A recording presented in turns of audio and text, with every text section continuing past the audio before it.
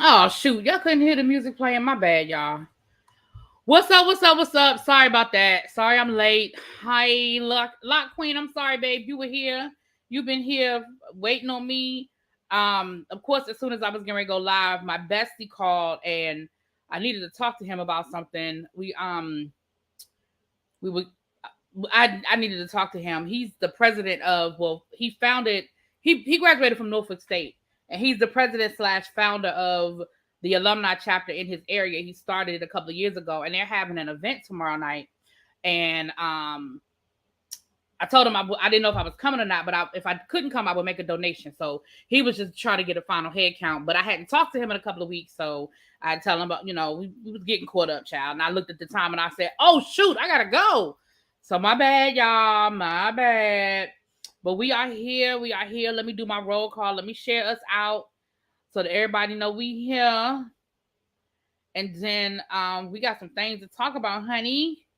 And then we'll do our roll call. We are live. We are live. And then we'll do our roll call. Lock Queen again. Hey, Tracy Wilson. What's up, Lemon Kush? Hey, Creative Diva. What's up? Mwah. What's up, Tabitha? That's my girl right there, my homegirl. Tabitha, I cannot wait to get to Atlanta and go and have lunch and sit down and just have a face-to-face conversation. I know that you still not ready to be outside, especially since I know the Rona finally did catch up with you. So whenever you comfortable, girl. But I can't wait. And I heard you. I was in your chat earlier today. She was nudging me to get back into talking about politics. I was there. I heard you, girl. I heard you. Hey, Marilyn. What's up, so Jeff? Hey, Bat. What's up, Ebbs? Yes, Ebbs. I was on the phone with my bestie, Oh, well, I invited him to Vegas. I don't know if he's coming or not because he's got something going on a couple of weeks after we go to Vegas where he might be going to Vegas. So I don't know if he's coming, but I invited him. Yes, Miss Old School. Hey, girl. Good to see you. Welcome. Hey, B-Lo. What's up? What's up, y'all? So happy Friday, y'all. I hope everybody had a great week. Creative Diva, did I say hi? I don't know if I caught you. I hope I did. I don't want to jump over nobody. How's everybody doing? What's up, Face? That's another one I need to catch up with. I need to catch up with you, Face. I ain't seen you in a month of Sundays. We need to catch up. Maybe we'll do a for old time's sake, we'll talk. I know you working this weekend. Y'all, I need everybody right now, and I mean this with all the sincerity in my heart. I promise y'all I mean this with all the sincerity in my heart. If you know the words of prayer, please pray for my air conditioning. Y'all know me and my air conditioner. If you've been rocking with me for a while, you know me and my air conditioner do not get along. But I bought a brand new unit. It ain't even been 2 years, and I spent a lot of money, y'all. A lot of money. Now, granted, we are in the middle of a whole heat wave. When I got in my car this morning after I was outside for a little while and I got back in my car registered 107 degrees, okay? I need y'all. I came home today and my house was 80 degrees. And that's why the ceiling fan is on. And the air conditioner is running. And I think the lady that, the lady comes through and cleans my house every 2 weeks. She was here, like she was literally leaving as I was coming in. What I hope happened is that she had the door open.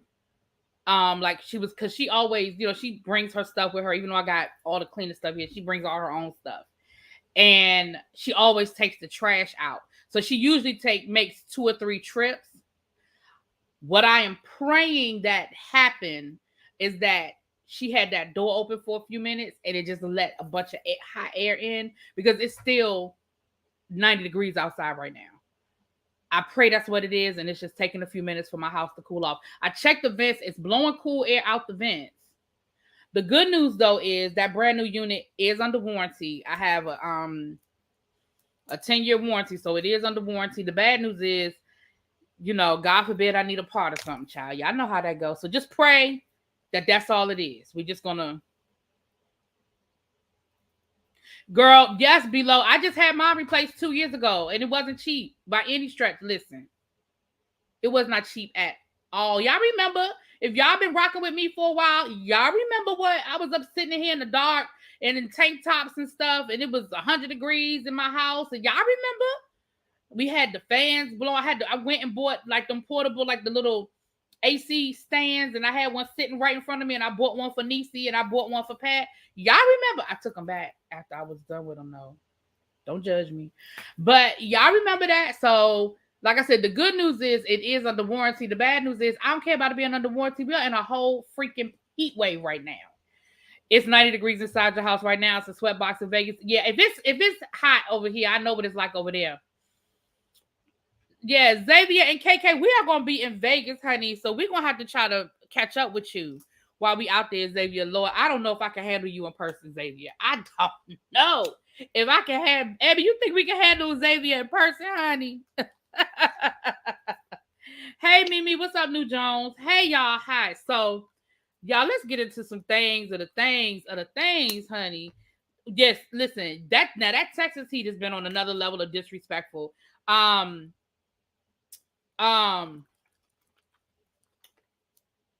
Markel was talking about me and Abby coming out to Dallas, and at first I was like, "Oh yeah, sure, I'll go out to Dallas." I saw the heat. The what? I said, "No, we won't be out to Dallas until the weather changes." No, sir, you won't know. You won't know. No, because the way, no. Mm-mm.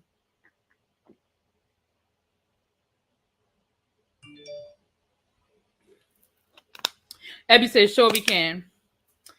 Yes, Vegas is always hot. Yeah, because I went to Vegas one year for my birthday, and I said, "What the hell was I thinking?" I got off the plane. Two things when I went to Vegas for my birthday. One, my birthday is July 2nd. It always runs until 4th of July weekend. I didn't think ahead and think about everybody and their cousin was going to have a celebrity party at every hotel in Vegas for 4th of July weekend. So that was number one. It was 5,000 people in Vegas. Like, it was bumper to bumper. Like, Vegas walking down the strip, it was like this. You were just bumping into people. It was like that. Second of all, I got off the plane and it was like 107 getting off the plane. And I was like, what the hell was I thinking? And it's that dry ass desert heat too? Nah. So I say, yeah, mental note, I will never celebrate my birthday in Vegas ever again. Like, been there, done that, child. My anniversary is in July. You said we would celebrate it in October, November. Yes. Now, I love the heat. I'm a summer baby, and I don't have no problem with the heat. I'm not one of those people, I don't care about the heat. But I'm not going to, because my thing is when I go on vacation, I like to be out. No. Because I ain't doing nothing but staying in the pool. That's it. I'm just going to be in the pool. That's it. That's all. To be honest, this is the perfect time to go out in Vegas because nobody's in the heat. Yeah, probably now. But when I went for my birthday, bitch, everybody and their cousin. And then on the billboards, this person was having a 4th of July party at this hotel. That person was having a 4th of July party. I said, I didn't even think about that. That everybody and their cousin was gonna have a celebrity party. And that was a few years ago. People might not go to Vegas no more and do like the whole celebrity party thing. But this was about maybe 10 years ago. So this was a while ago. But everybody and their cousin. You leave Vegas around your birthday. Sam J, you live in Vegas too? Abby, we might have to do like a meet and greet while we're in Vegas. I feel like we got a lot of people in Vegas. Because I know KK is out there. Xavier. We might have to do like a little meet and greet. We have to talk about that offline. Anyway. We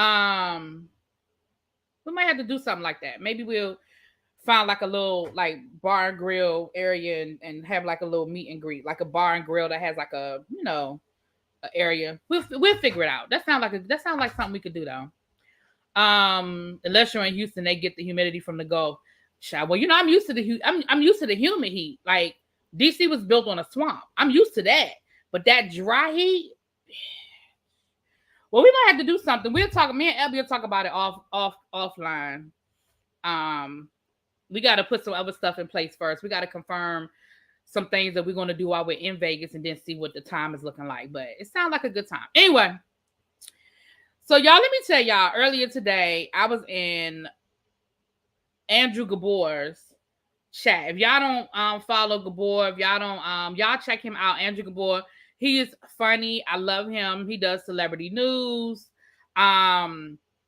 He does reviews like the housewives and stuff like that. It's always a good time. He opens up his panel. Ooh, by the way, put a pin in that. Somebody remind me, Abby. Somebody remind me about coming back to the panel thing. Put a pin in that for me. But we have a so we were having a conversation and they were talking about Eva.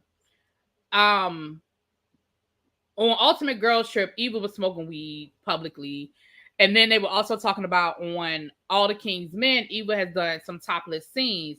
Now, I'm not too certain that it's really Eva. I got to go and look because I keep saying I'm going to look at it.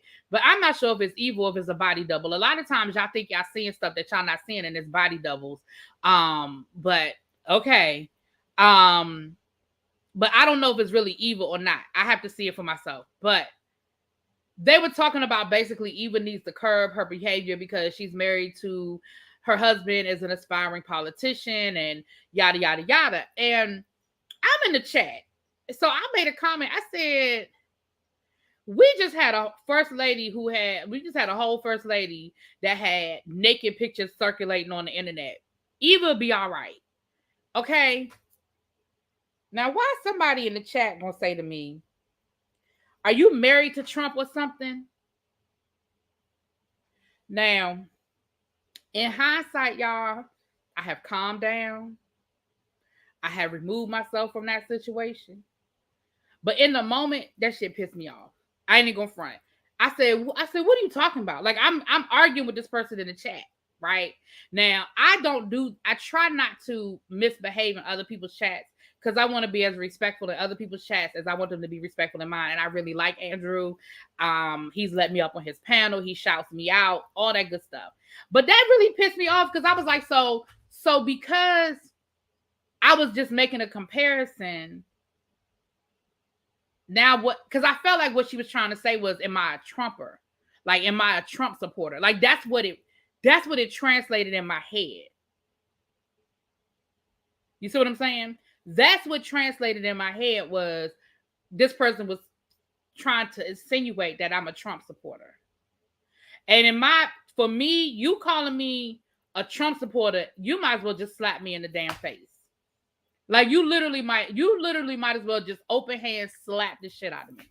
That's just how disrespectful that is to me. And I'm like, this person does not know me. They don't know nothing about me. And it hit me. It really bothered me. I was really about to go off on that lady. And I said, you know what?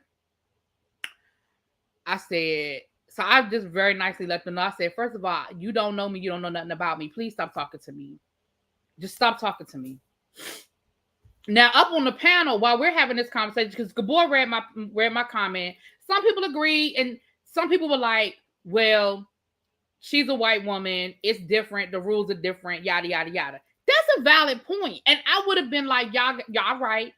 That's a valid point that, a lot of people, when it came to Trump, he broke the mold. A lot of people didn't care about, he made misogynistic comments. He was grabbing people by the woo-wah. Like, that's a valid point to say, well, if she had said, well, the rules are different for us, I would have been like, you're right. Sometimes that's true. That's valid.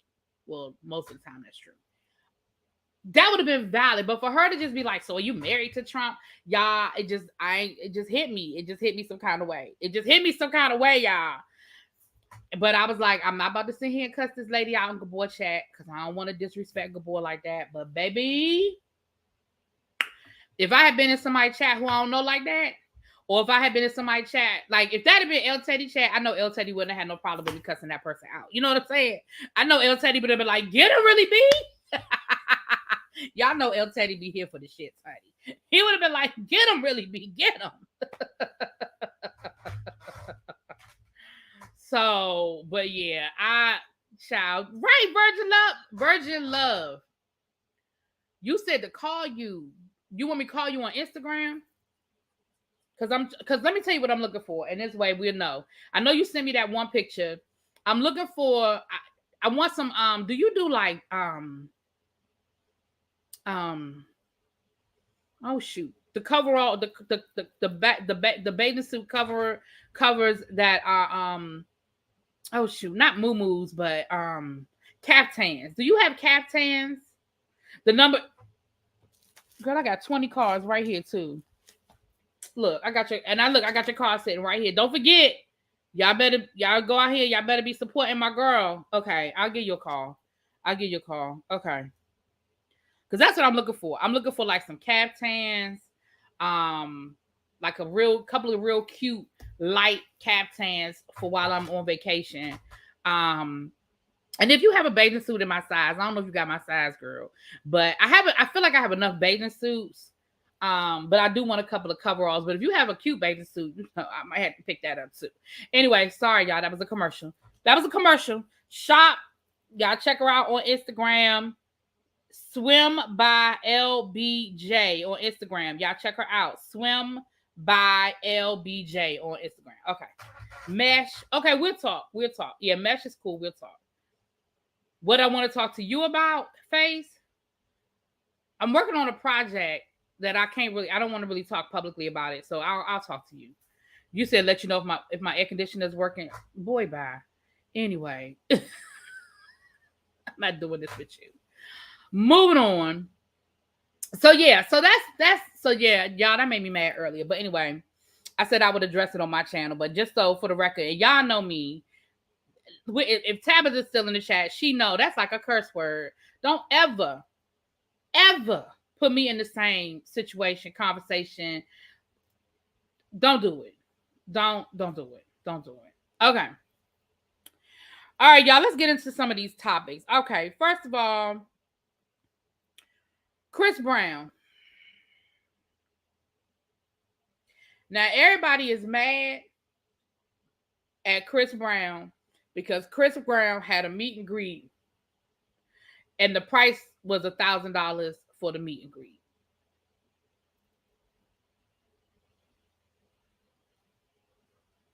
Why we mad?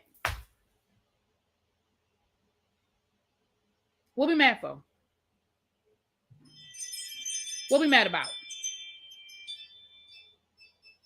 What we mad with? Hold on a second, y'all.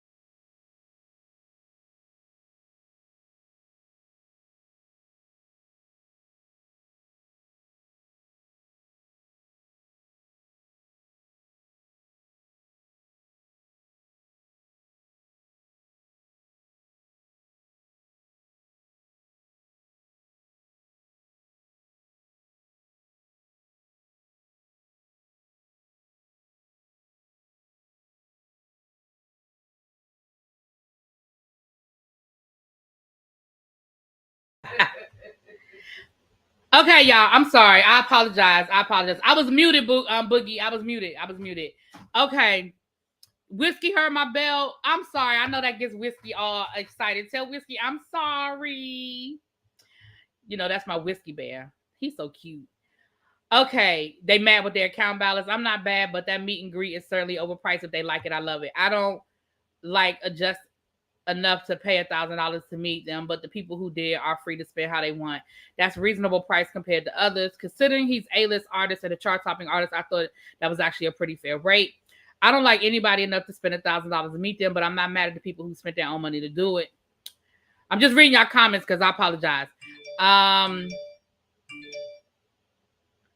Who keeps? Oh, I'm sorry. Hold on, let me turn that off. Okay. What's right? What comes with the $1,000 price tag is the question. So this is what I'm gonna say, and the reason why I said why are people mad, because it's not my money. I don't care. I'm gonna be honest with you. I was just invited to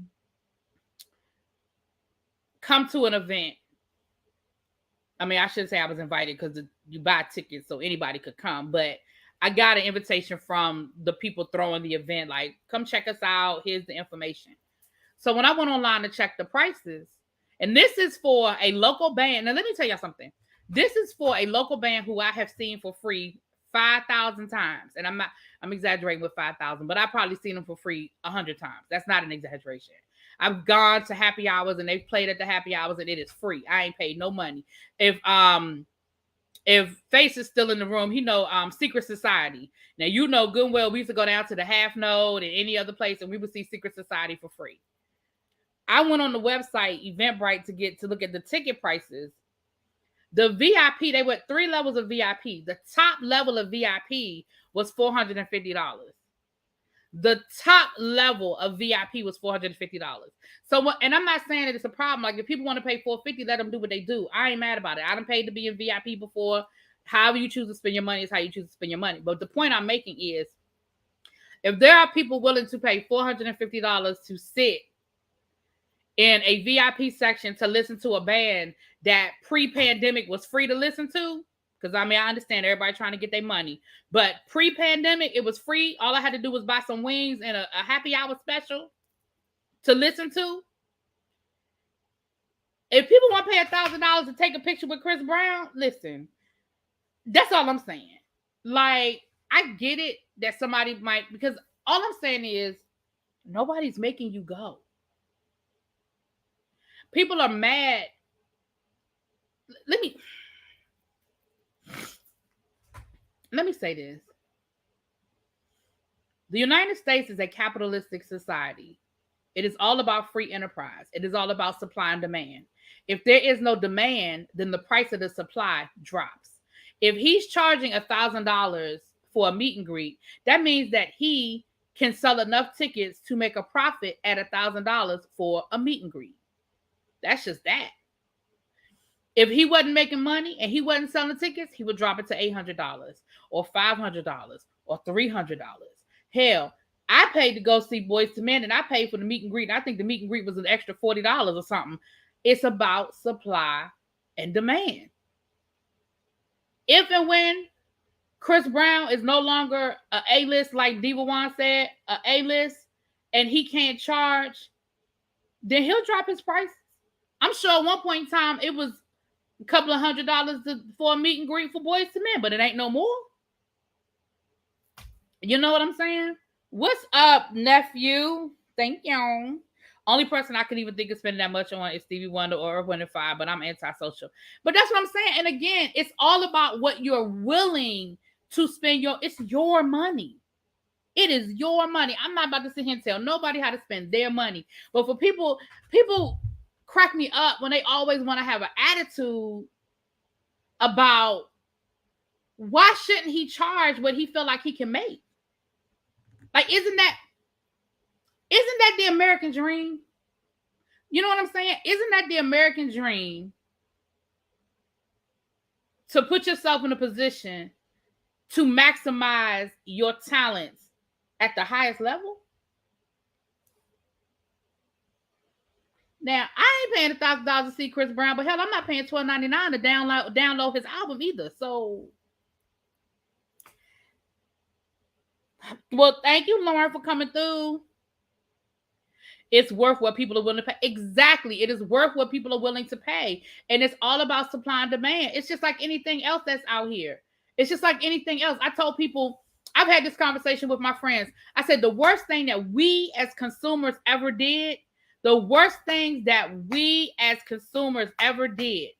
well, not the worst thing, but one of the worst things in my lifetime, let me put it like that, was we didn't push back against the check baggage fee. A lot of y'all probably don't remember what life was like before you had to pay to check your bags on the flight. That shit didn't happen until 9/11. Pre 9/11, you didn't have to pay to check a bag. You didn't have to pay to check a bag. You got to check your bags. Now, if it was over a certain weight, or if it was if you had, I think you had over a certain amount of bags, like you couldn't just move your whole damn house. But to check one bag to fly somewhere, there was no such thing as a check bag fee. But after 9/11, and all of a sudden they had all of these, what's up, Chloe? Mwah, what's up, baby? And they had all of these fees. All of a sudden, you know, you got to take your shoes off in the airport, and they had to amp up security, and they had to add all these different layers of security. Who paid for that level of, who paid for that extra security? The consumer. How did the consumer pay for that extra level of security? Check bag fee. Yes. No, you didn't, Xavier. There was no such thing as a check bag fee. Right. Right. Chris Brown trying to pay for royalty and his other baby's college fund child. Okay? So it's like, the reality of the situation is, we, and I say myself included, we as consumers, we didn't push back. We just paid it. We complained, but we fucking paid it. And now it's normal. It's status quo. Now some airlines have got to the point where they're trying to make you pay for the carry-on luggage. But the reason why is because people paid it and they didn't get any pushback, or they didn't get enough pushback, I should say, because after 9/11, people was just happy to be flying again. So they complained, we grumbled about it, but we paid it, myself included. There were a few airlines that weren't, in the beginning, there were a few airlines that weren't charging a check bag fee. Those airlines should have been sold out every flight. They should have been sold out every flight. The airlines that was charging should have had empty seats. You know why? Yeah, Southwest does it now. But you know why? But then they would have been like, oh, well, they ain't going for this shit. And it would have either went away or the prices would have went down. The problem is the prices are going up. The check bag fees are getting more and more expensive. Instead of cheaper, they're getting more expensive. That's why I love Southwest, and they stand out because your first two check, right? And that's it. If I can fly Southwest, I fly Southwest. Oh, don't even get me started on Spirit Airlines. I will never, and I stress never, because it would have to be a life or death situation for me to ever get my ass on another Spirit flight. I did it, even though I knew it wasn't great, even though I heard all the horrible things, even though I knew I was going to probably regret it. By the time they get done nickel and diming you, you do not save any money flying Spirit. And then you have a shitty ass flight to boot. You do not save any money on Spirit. By the time they get done nickel and diming you for your baggage, and you got to pay for this and you got to pay for that. Y'all know what the biggest damn con is on flights too? Is when you got to pay for your seat. I'm like, why am I paying for my seat? I thought when I bought my ticket that was what I was paying for. Wasn't I paying for my seat? Y'all ever had that where you go to check in on your flight and they're like, oh, well, if you want to sit here, it's an extra $30, or you can sit here and it's $15. And I'm like, the fuck? They just be nickel and diming us, child.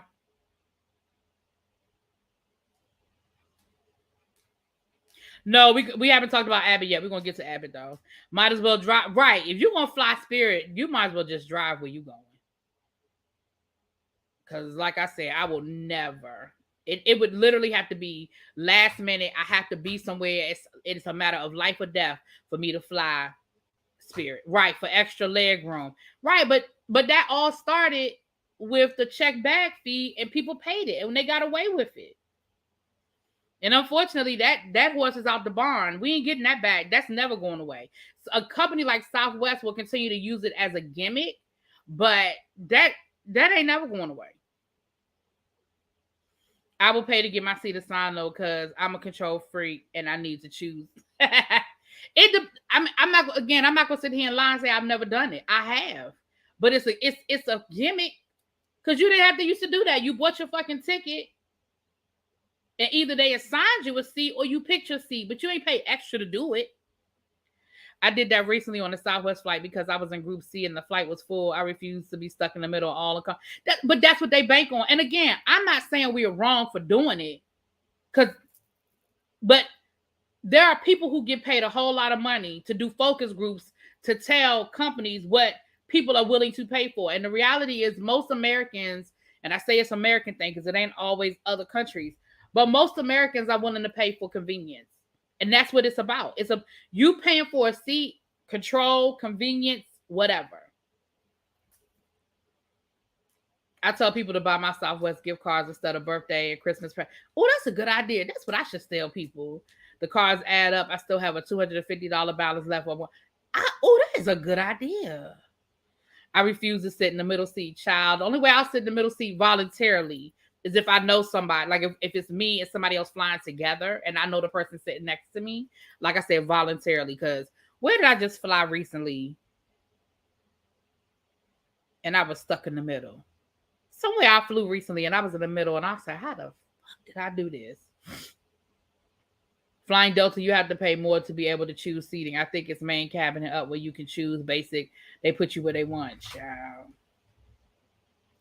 If you fly Spirit, you have to call on the Spirit gods, child. Exactly. Getting on Southwest flight last is horrible. Everybody with the you can't sit here face. Right. I don't want to be bothered. Seat window. You know, I don't care whether I'm gonna be honest with you, because I usually go to the bathroom a lot. I prefer an aisle seat because then I don't want to have to inconvenience nobody by getting up and going to the bathroom. I actually prefer the aisle seat than the window seat. If it's gonna be a flight where I feel like I'm gonna have to get up and go to the bathroom, you know what I'm saying? Because I really, really hate climbing over people. Because I always get the people that put their headphones on, put their, mask over their face and they go to sleep. And then I feel like I'm waking them up and I feel bad. And so I actually prefer sitting on the aisle. I like to sit by the aisle because I hate having to wait for people to get up when I'm trying to get off the plane. Child. Your birthday is in 6 more days. Okay, Sam. You a Leo. Leo season on its way, child. This cancer's about to pack up and roll out, honey. So anyway, we got y'all. As always, we always get off topic. But I just felt like, why are people really? I just feel like some things are worth being mad about, and other things, it's like, why y'all mad at Chris Brown for being able to charge people $1,000 to take a picture with him? Because I promise y'all, if I ever get to the point where people would pay $1,000 to take a picture with me,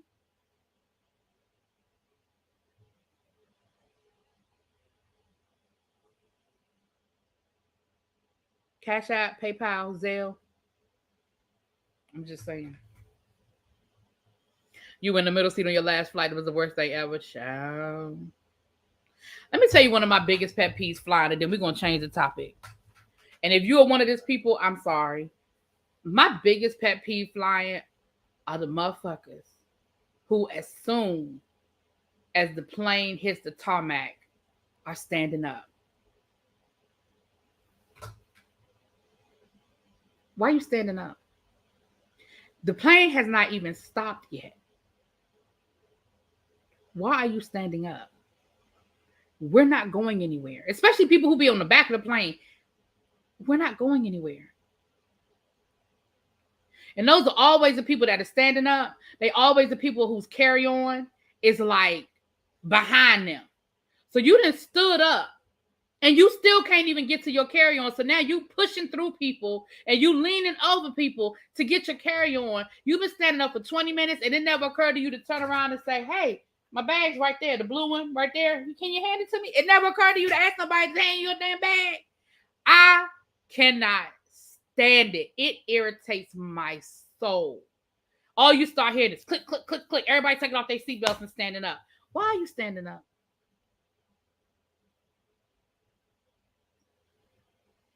Because you still got to get through me. And I'm not walking any faster. I mean, I'm not walking any slower, but I'm not walking any faster. It just irritates my soul. I can't stand it. Anyway, moving on.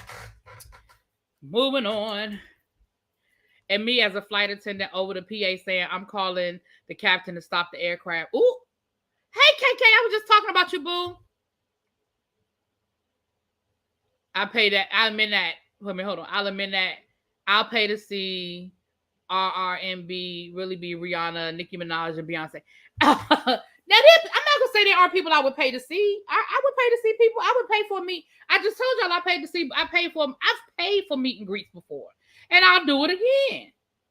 But it's all about what you're willing to pay to see who you want to see. I'm always last unless my connection is close because I don't even feel like being rushed. That's what I'm saying, Jessica. I cannot stand it. Spirit and Frontier are the worst. They're owned by the same company. They don't check their engine regularly, and they rank 2 of the worst. 60 Minutes talked about them. Did y'all see what last week a Spirit airline, the brakes caught on fire down in Atlanta? I don't know if it was taking off or trying to land, but the brakes caught on fire. The brakes caught on fire. The brakes caught on fire. I said, the fuck? Hey, Mo Media, who did I see?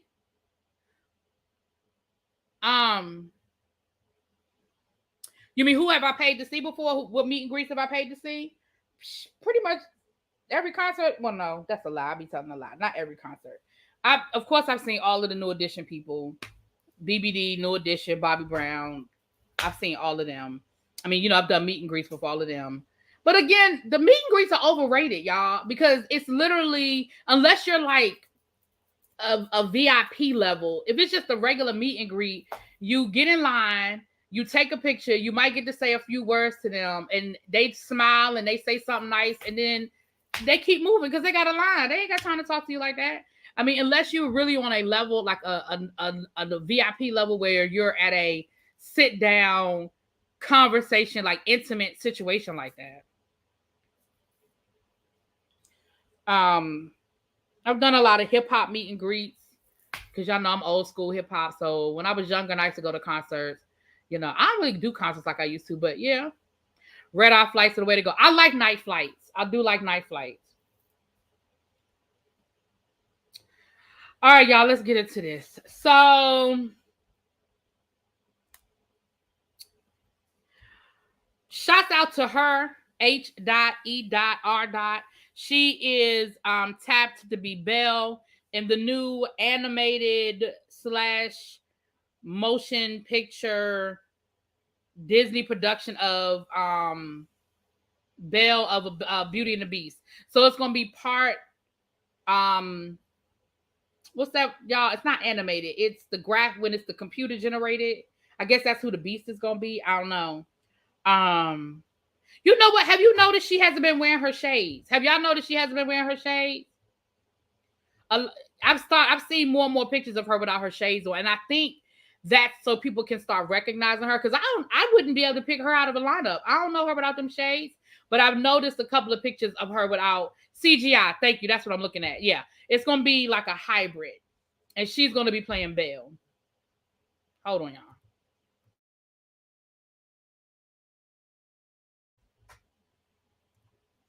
Okay.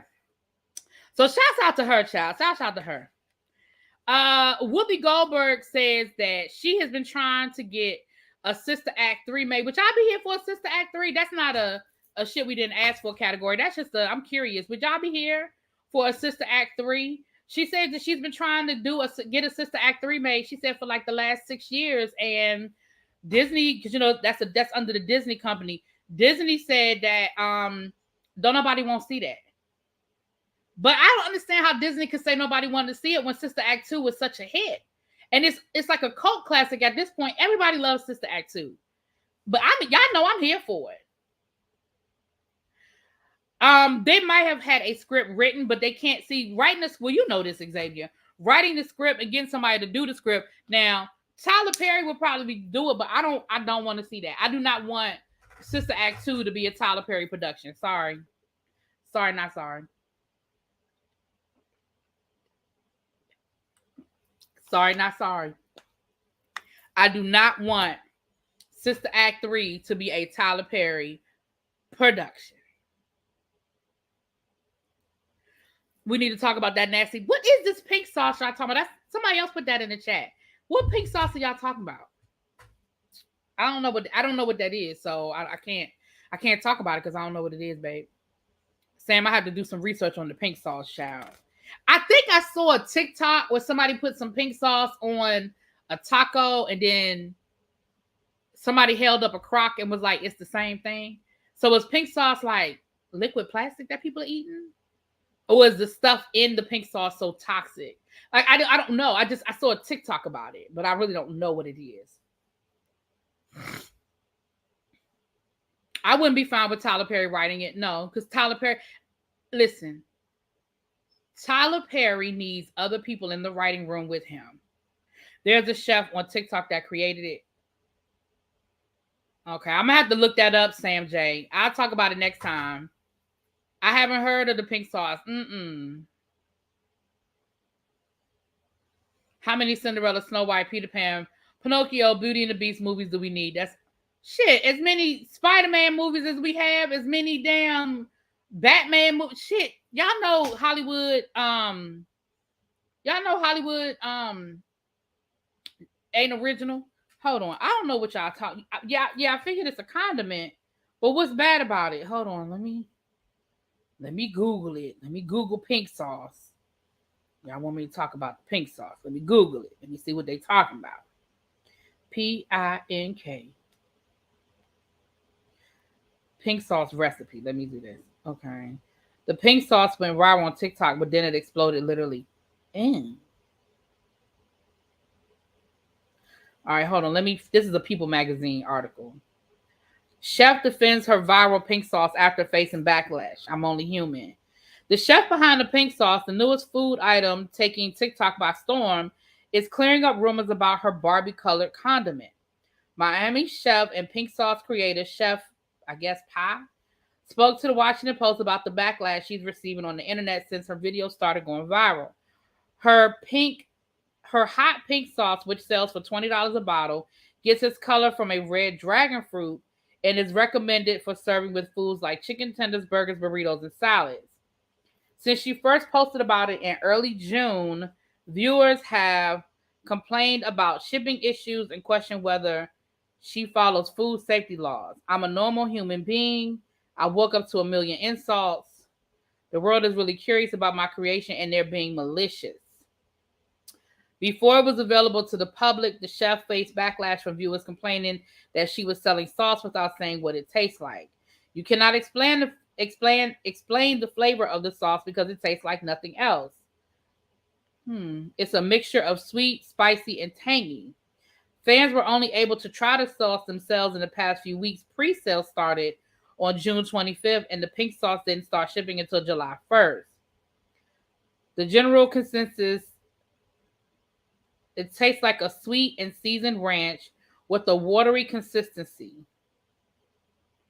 Once it arrived to customers' homes, complaints rolled in, but the personal chef was quick to make positive changes.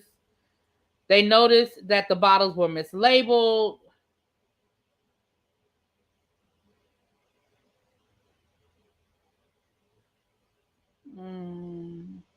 Okay. So what y'all want me to know about it? What y'all want me to know about it? Sauce is not arriving in overnight ice packaging, no preservatives, and misspelling ingredients on the food label. They say it tastes like a sweet ranch dressing. She packaged it badly. It has mayo in it, and it's spoiled when people get it. Ew.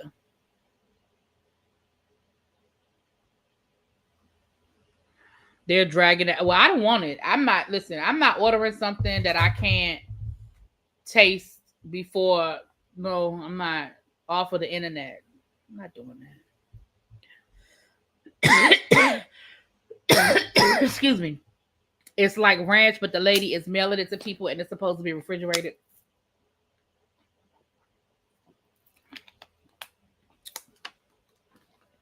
She don't have the right preservatives in it because mayonnaise doesn't have to be refrigerated till after you open it. They have it sitting on the shelf. Right? Child, I don't know. It looks nasty too. We didn't ask for it. Well, somebody asked for it, yeah. She's making this pink sauce from her kitchen without any health concerns. The ingredients labels are incorrect. It should be refrigerated, but she's sending it out without any dry outs or instructions. Child, sound like it ain't gonna be on for long. If she making it from her kitchen without any going through OSHA, I don't eat everybody's cooking, but y'all order stuff people cooking down in their kitchen with no gloves. It makes no sense, child. Not botulism. Yeah. Well, there's that. Shouts out to Rihanna. She just filed a copyright to copyright Fenty hair. She is getting ready to expand her empire again into the hair care for, y'all know she's gonna be focusing on women of color. And I'm here for it because it seems like when it comes to the beauty brand, Rihanna definitely she's got the golden touch. She knows how to employ the right people, invest in the right resources. She knows how to roll out a product and packaging. I'm here for it. I'm here for what she's coming out with. It's going to be hair care products and even hair extensions and things like that. Listen, as they keep reminding us, black hair is a $1 billion industry. So I'm here for it. Oh yeah, y'all ain't never getting another album. Just listen. As of Rihanna, y'all know I love me some Riri, and y'all know I'm ready for some new music, but y'all just let that go. Just it's not happening. I ain't gonna say it's never gonna happen, but it ain't happening no time soon. She got a baby, she got an empire to run. She is tackling all areas. She didn't tackle skincare. She just came out with the fragrance. She got the makeup. She got the clothing line. She got the unmentionables. She listen. In the words of Elsa, let it go. Let it go. Y'all not getting no music. It's funny how you pronounce her hand really because that's actually how you say it. Rihanna. Oh, that's how you're supposed to say. Okay, well, Rihanna. Once we get another Fenty fashion show, I'm good, child. Riri ain't thinking about y'all. I mean, I love her. And I want music, but y'all better just go on and put that to the left on repeat because that's all y'all getting. There's no money in music anymore. She's booked and busy. Yeah, she's making way more money than she ever made in music. She's making way more money right now than she ever made doing music. So that's why I'm saying don't hold y'all breath. That's all I'm saying. All right, y'all.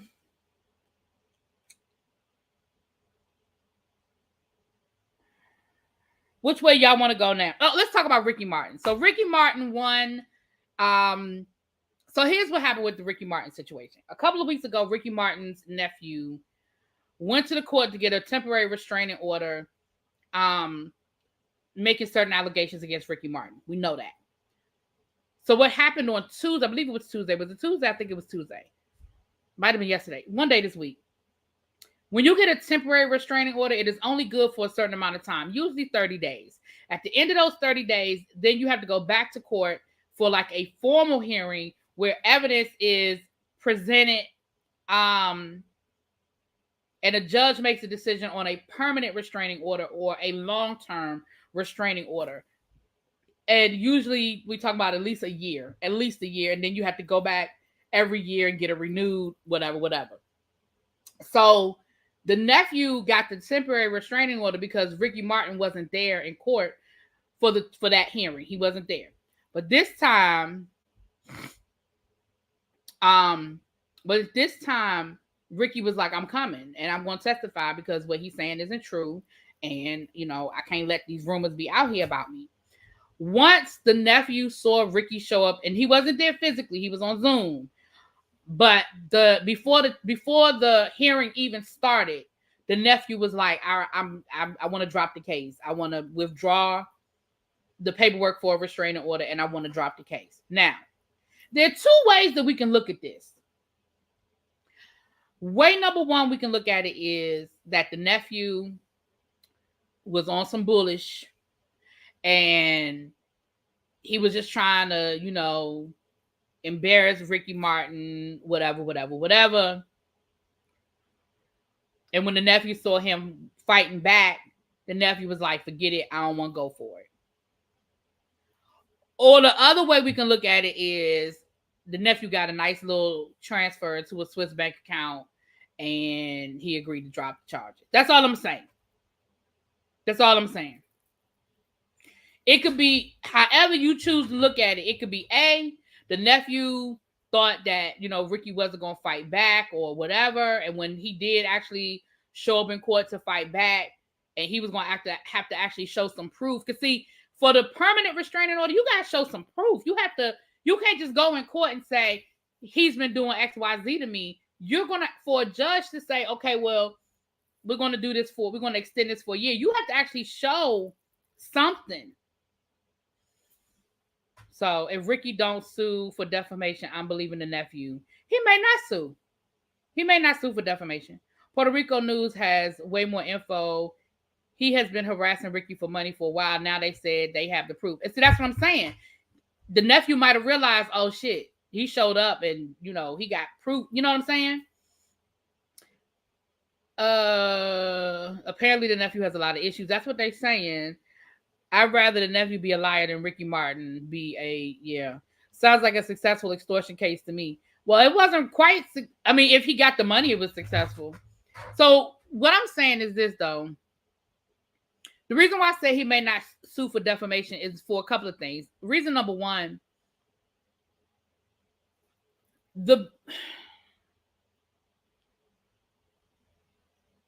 it may not be worth his time to take his nephew to court for something that ended that quickly. Like, this wasn't something that went on for an extended period of time.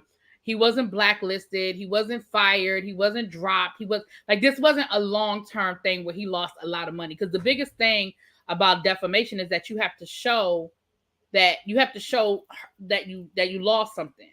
So he would have to show that he lost an endorsement deal, or he lost his record label dropped him, or, he would have to show some long-term,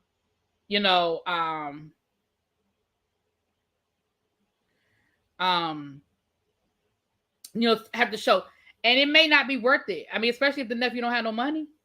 Like, what you suing for? The man don't have no money. The man don't have no money. So I'm watching it now, Sam J. I watched episode 2 last night, and I'm going to give y'all the review tonight for episode 2. I'm going to probably try to watch episode 3 tonight. I was just about to say what Mo Media said, because it's way too serious of an accusation for him not to sue for defamation. Yeah, it is serious. Don't get me wrong. It's a serious accusation. Why does it have to be he was paid? Ricky's brother said he needed mental health care. Well, all I'm saying is there's two ways of looking at it. Just because his brother said he needed mental health care don't mean that is true. Just because somebody said it don't make it true. That's the same reason why people are saying he should sue for defamation, because just because he said it don't make it true. So I'm just saying. But as of right now, Ricky Martin, the case is dropped, and hopefully this will just be a blip and people will move on, child. Yes, for a permanent restraining order, you do need proof or a pattern of behavior that's escalating. Yeah. Even the man's own father said something's wrong with him. Well, there you go. And again, I'm not saying that I believe or don't believe one or the other. I'm just saying there are two ways of looking at it. Either, this is what happened or that's what happened. That's all I'm saying. I want to see a sister actor. Well, y'all know it's Whoopi, so y'all know I'm here for it. I'm here for Whoopi, y'all. I hate because it's so easy to pin incest. It is on gay men. It is. That's the go-to for gay men. But it's steeped in the homophobia of gay men being perverts. Like, it's steeped in the rhetoric of the homophobia when it comes to gay men. And it is easy, and people are so quick to believe it about gay men. Absolutely. I agree with you 100%. And again, I'm not saying he won't sue. I'm just saying don't be surprised if he doesn't sue. He may very well sue his nephew. He might, But I'm just saying don't be surprised if he doesn't sue. All right. I have stuff we did not ask for. Let's get ready. For the stuff we did not ask for, I'm going to tell you what it is. And if you asked for it, it's a 1. If you didn't ask for it, it's a 2. If it's a hell no, it's a 3. If you are a member, you have your emojis that you can use your emojis for shit we did not ask for.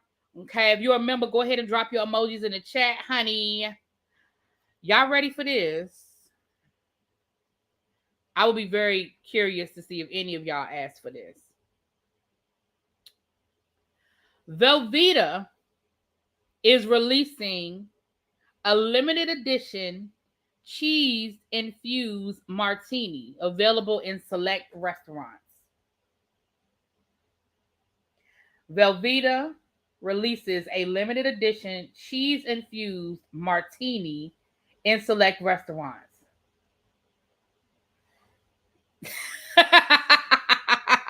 I see all the threes popping up. I see all the threes popping up. Do I have an emoji? Yeah, you remember you have the emoji. Go to your keyboard. When you go, hold on. When you go to your keyboard, you'll see what's the icon to hit so you can get to the members. Hold on, let me look at it.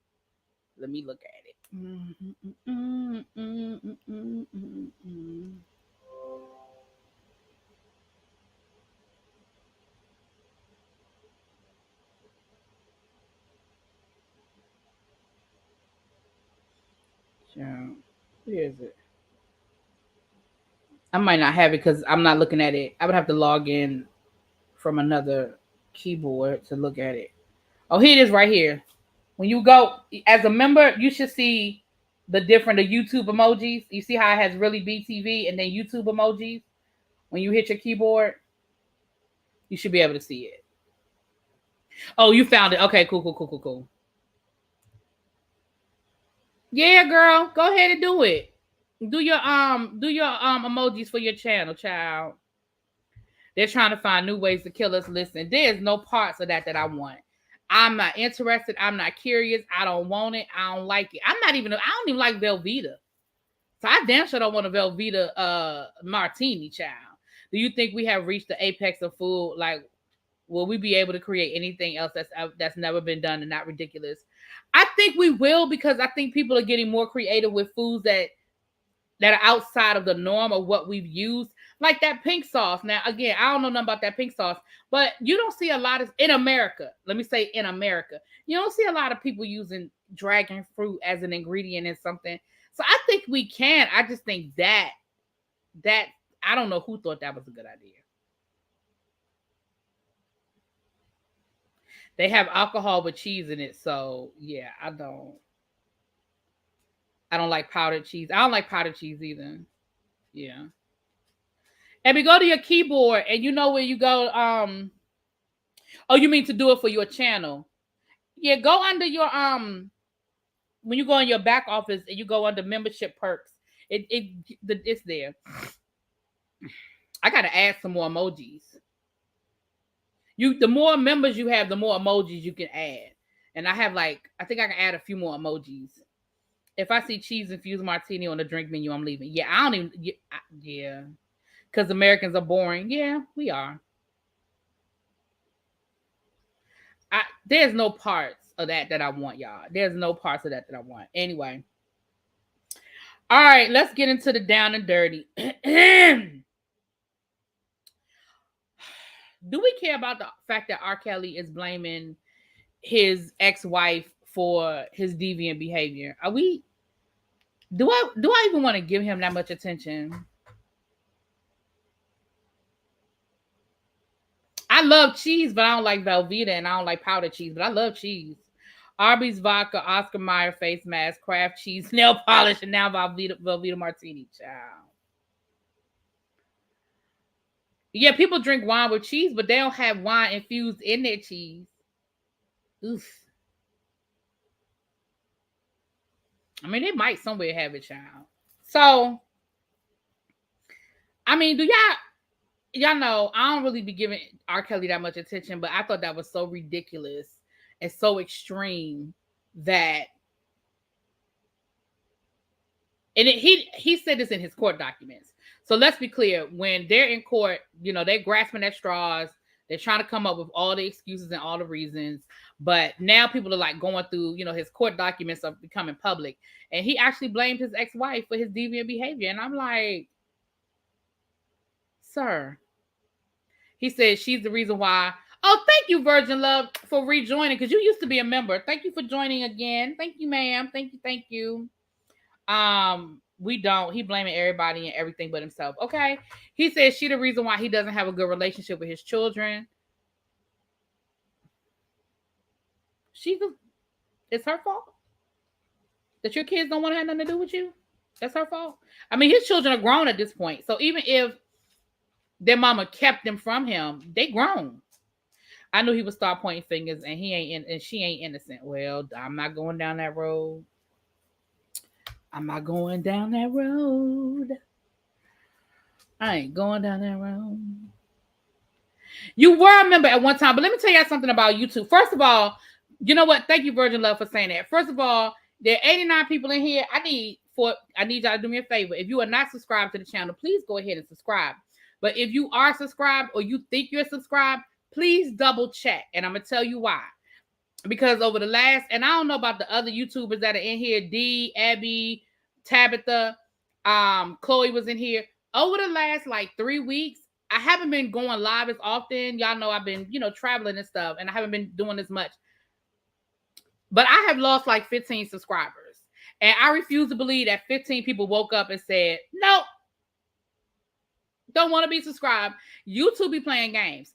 So they will unsubscribe you from a content creator, because it's happened to me. I've been unsubscribed from people who I used to be subscribed to. I've been unsubscribed from people. And what's up, nephew? Hey, Leo.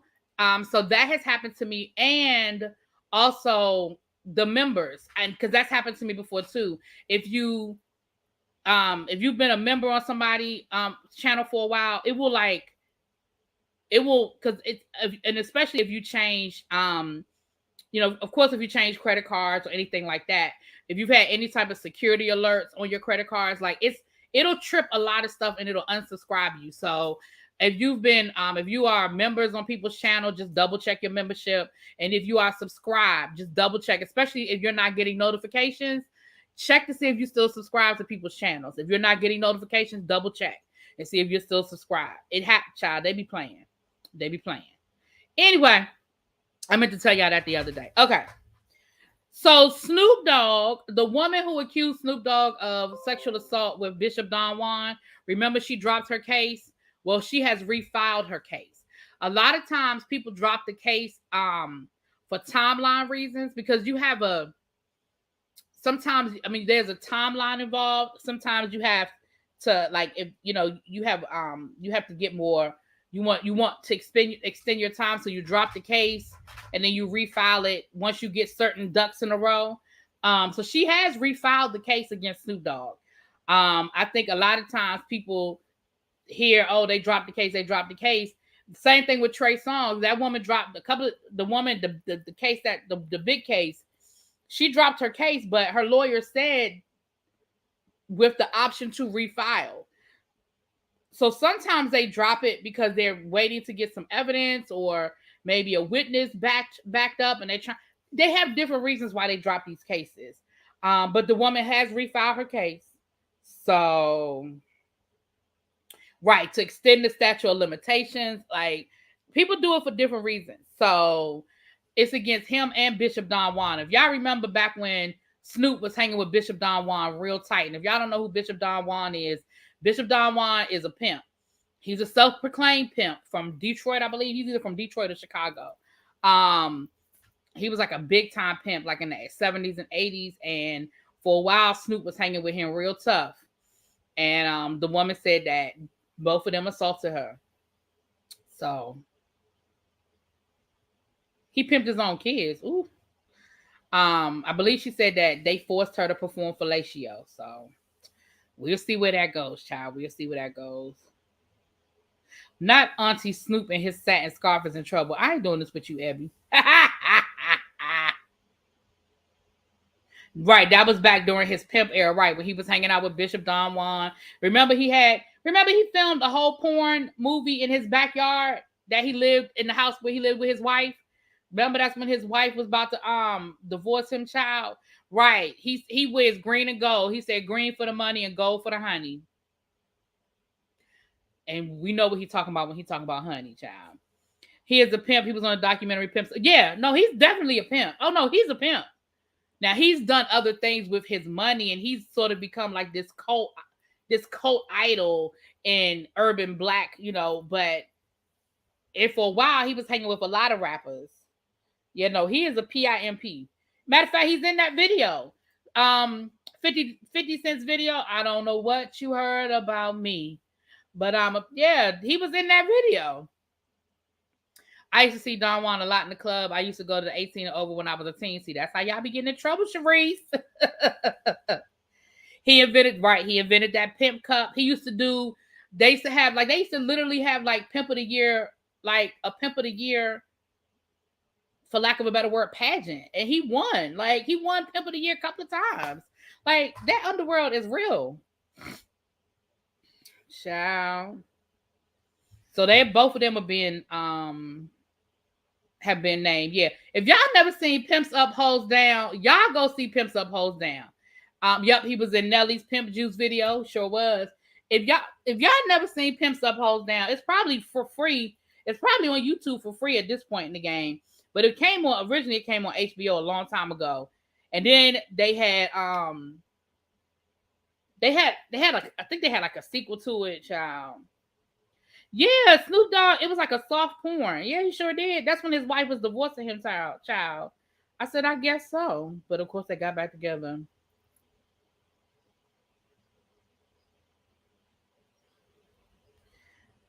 Here it is right here. Hold on.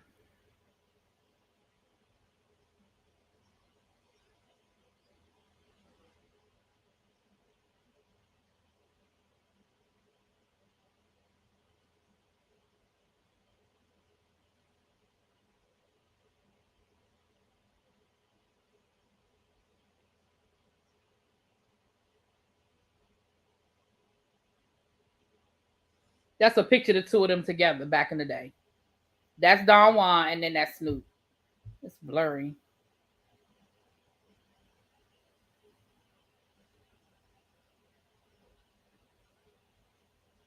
There you go. That's cleared up. Yeah.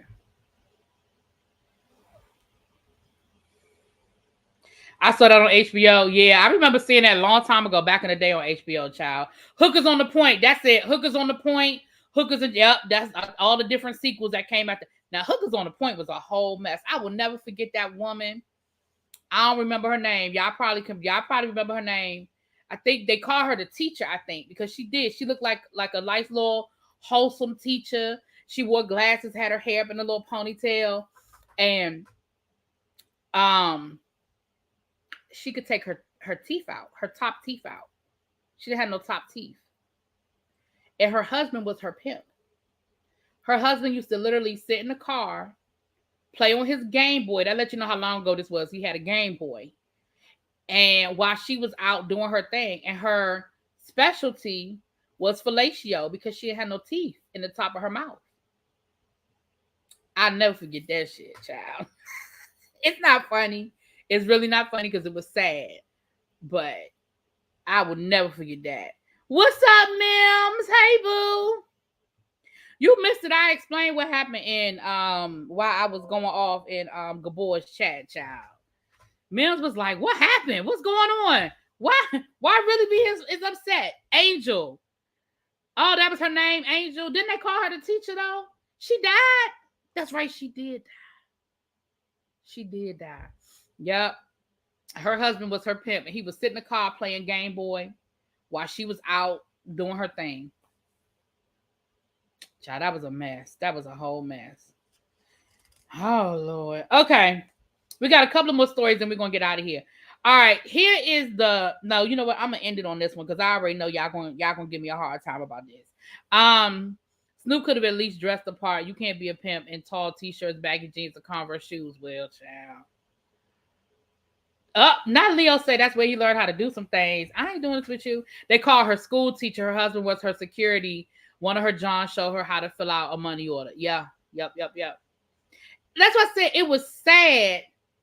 It was really sad because you really saw how desperate and how bad it was. It was sad. I ain't even gonna sit here in front. It was sad, but it was also kind of like, what the hell? You know, what a time we lived, child. That's why when these people be, child, Listen, I saw something on TikTok and they were talking about our generation, and they were like, on summer mornings, like we would leave our house at 9 o'clock in the morning and not come back until the street lights came on, surviving on drinking out of people's water hoses. And I was like, you know what? They are right. We used to leave out the house. It would be hot as hell. We would ride our bikes. We would go to the basketball court. We would, you name it, we did it. And like we literally might come home and get a sandwich and be right back outside. I remember my father telling us, get out the house. Get out the house. Go play. Like, child. All right, I'll tell the story at the end, Abby. I'll come back around and tell the story at the end, child. I can't. But yeah, I'm like, in this last story, I might drop the link because I know y'all gonna have some opinions. Okay, I might. I have to see what my time looking like. Oh, it's already 8:15. Ooh, I don't know if I can do it tonight. Maybe. I'll see. All right. So Abbott Elementary, y'all know the breakout hit Abbott Elementary. It is being sued for copyright infringement. Let me look. I'm gonna read y'all the article because I want to get all the information accurately.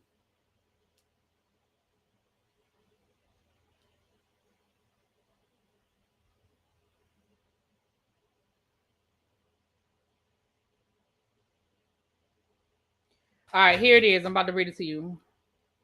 Right, we just all over the neighborhood, and we better be back by the time the street. Right, and our parents ain't know what we were all day.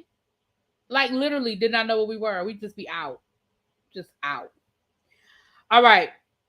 On the heels of writer and actress Quinta Brunson's historical nominations for her show Abbott Elementary, claims have surfaced accusing Bronson of copyright infringement. According to Entertainment Tonight, the claimant is an aspiring writer and actress, Christine Davis, who insists that the premise of the show was taken from her script this school year and is now suing ABC Network and Brunson.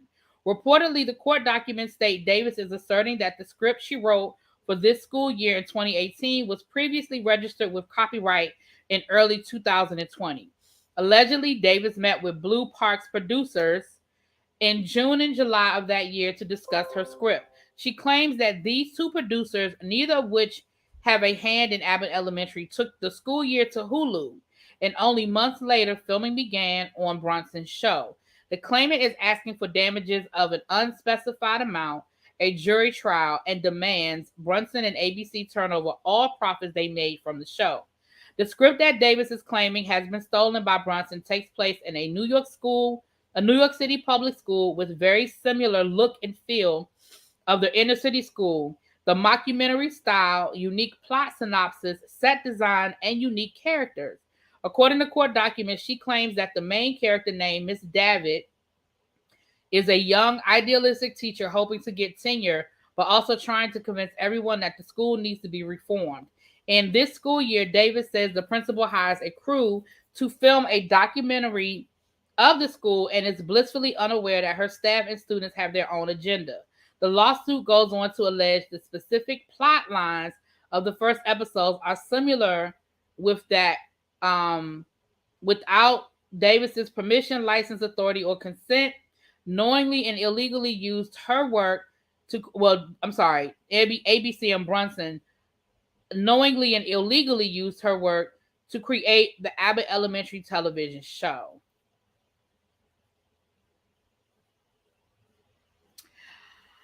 Y'all, I love Abbott Elementary, and I really would hate to see it get caught up in legal minutia and go away. Okay. But let me, as a school teacher, let me point out a few things. First of all, ABC and Hulu are linked. ABC shows stream on Hulu. So there is a connection there to possibly say executives or people who are on the creative director team at Hulu would have some influence, be able to get in a room, have a conversation with people over at ABC. So there is a connection there. Character plots, set design, the idea that an idealistic teacher would come in and want to reform the school. Let me tell y'all, that's a dime a dozen. There is not a school building in America that does not have some fresh-faced, just graduated from college. I can do it better than you. I know how to make education better. I know how to get through to the kids. I told y'all they have that. I told y'all that happens to me all the time. You get these new teachers come in and they think they're gonna reinvent the wheel, and they look at us like we just old, we out of touch, we don't understand how to get through to the kids, and they're gonna come in and show us how it's done, and we just sit back and go, come see me in November and tell me how you feel. You know what I mean? So that part of it, child, that part of it is like, what's up, Fifi? That part of it, I'm like, girl.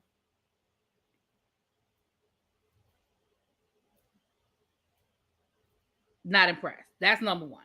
Number two, set design. Yeah, any inner city school, you're going to give us the same inner city school shit. Building falling apart, graffiti, need a paint job. Like, there's nothing original with that either. The main thing that I think is original that might be a selling point is that mockumentary style. Because Abbott Elementary, the whole premise is that there's somebody coming in and they're talking to the camera as if someone's recording them. Like, it's like they're doing like a reality show or some sort of documentary about inner city schools. That part, I could see you saying that was me. Because it's not a regular, sitcom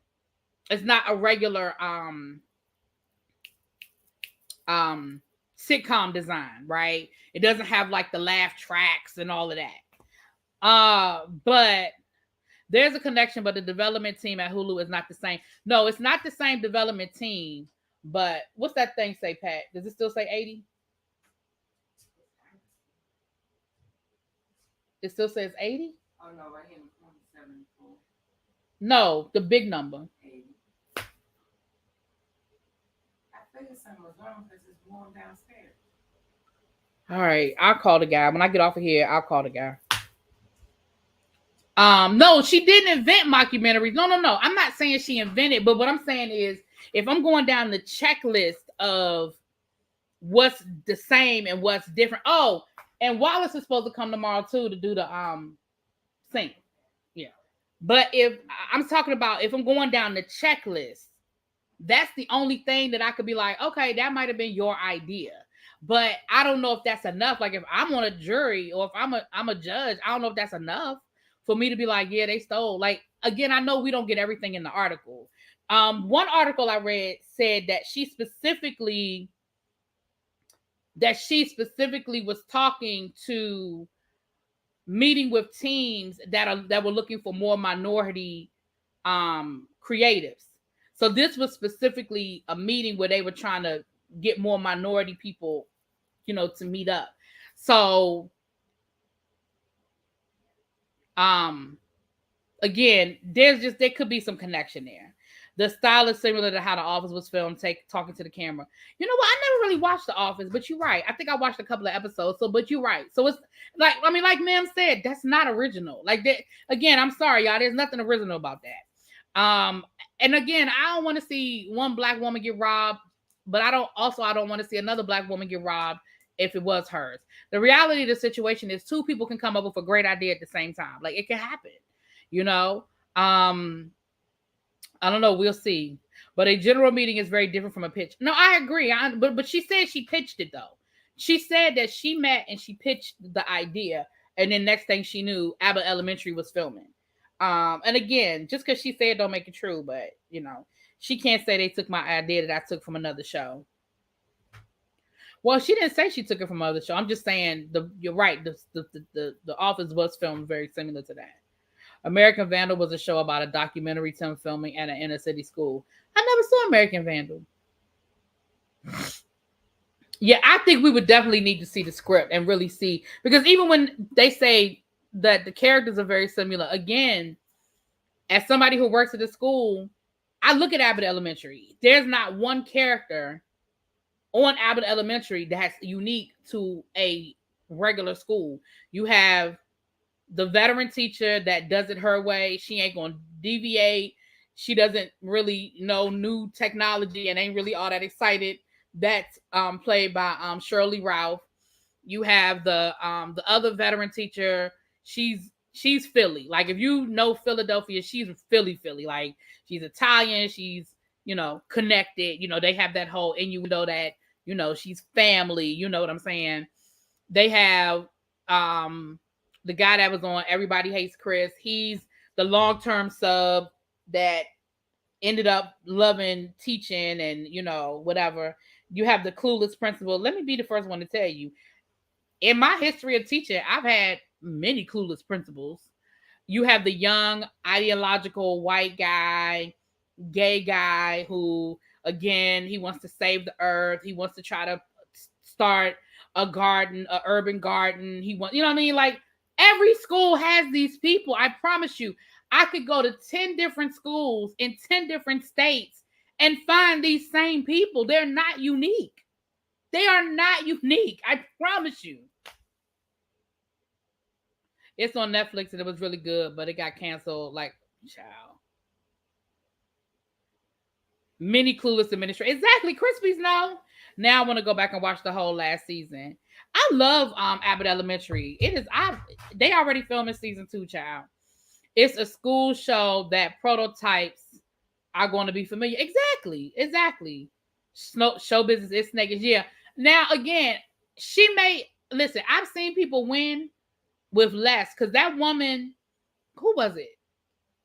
Was it the woman who sued Eddie Murphy and ended up winning? When I read her show, I think she sued for, was it Coming to America? I didn't feel like it was that similar. But what she was able to prove, though, was that she had sent her script to Eddie Murphy. And after she sent her script to Eddie Murphy made Coming to America. Even though, to me, it wasn't that similar, but I guess it was similar enough, child. Because I think just about every school in America has a teacher like Miss Howard. And they do. Abbott is amazing. Every time when a successful Black show comes out, it's always coming up from the grave saying that they stole, or somebody's always coming up saying that they stole their show, child. Okay, now why you cuss the people? Yes, it could be any school. Yeah, it could be any school. If Nikki Parker could win, anybody can win.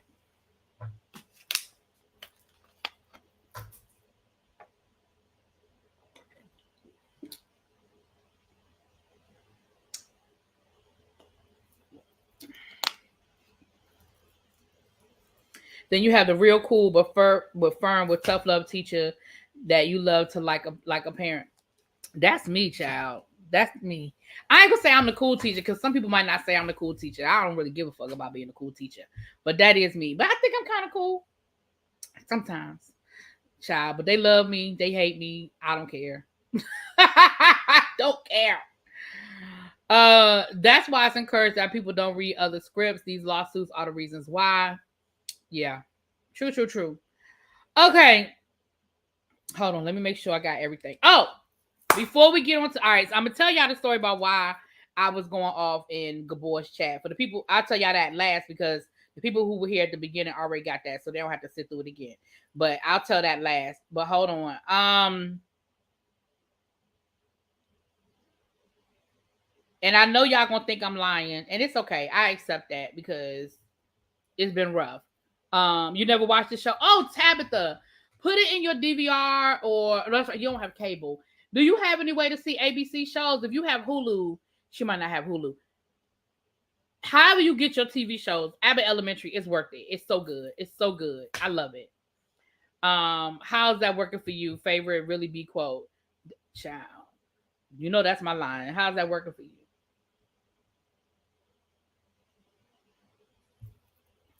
I told you I had a student emailing me over the summer. For what? We have nothing. You have Hulu. I think it's on Hulu because ABC streams on Hulu. So Abbott Elementary should be on Hulu. I'm almost certain it's on Hulu. Is it okay? It's Me D said it is on Hulu.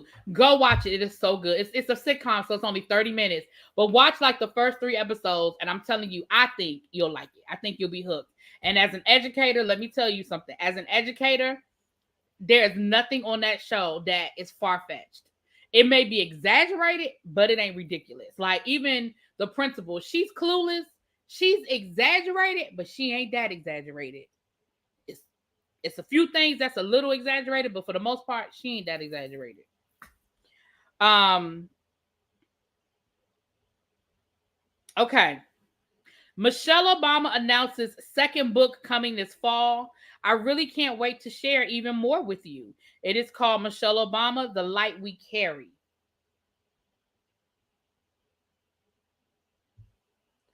I'm here for it. Y'all knew with the success of Becoming, they was gonna offer her a whole lot of money to write another book. Now I don't know what the hell the book is about.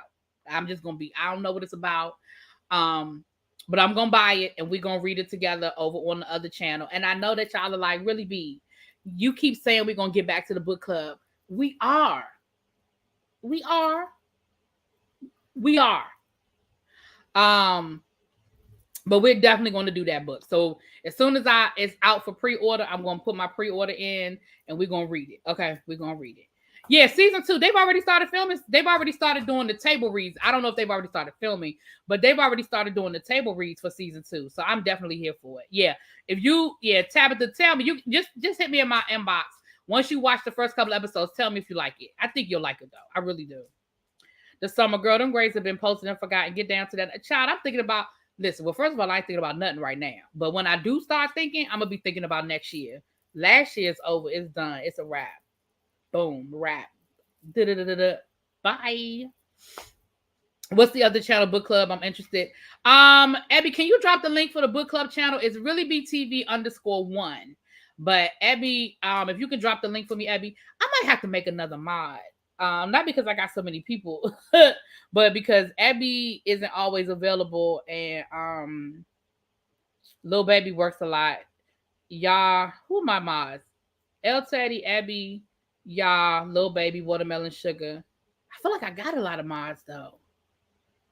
But I feel like I'm gonna have to make another mod. So yeah. I'm gonna have to make another mod. Because on days when Abby has church, I don't know. I don't want too many mods, but I think I'm gonna have to make another mod. Moving on. All right. So I will let y'all know. I will keep y'all posted, but we will definitely be reading it over on the other channel. I'm also gonna reach out to I got some stuff coming that I'm gonna reach out to somebody else, a writer, to have them over there.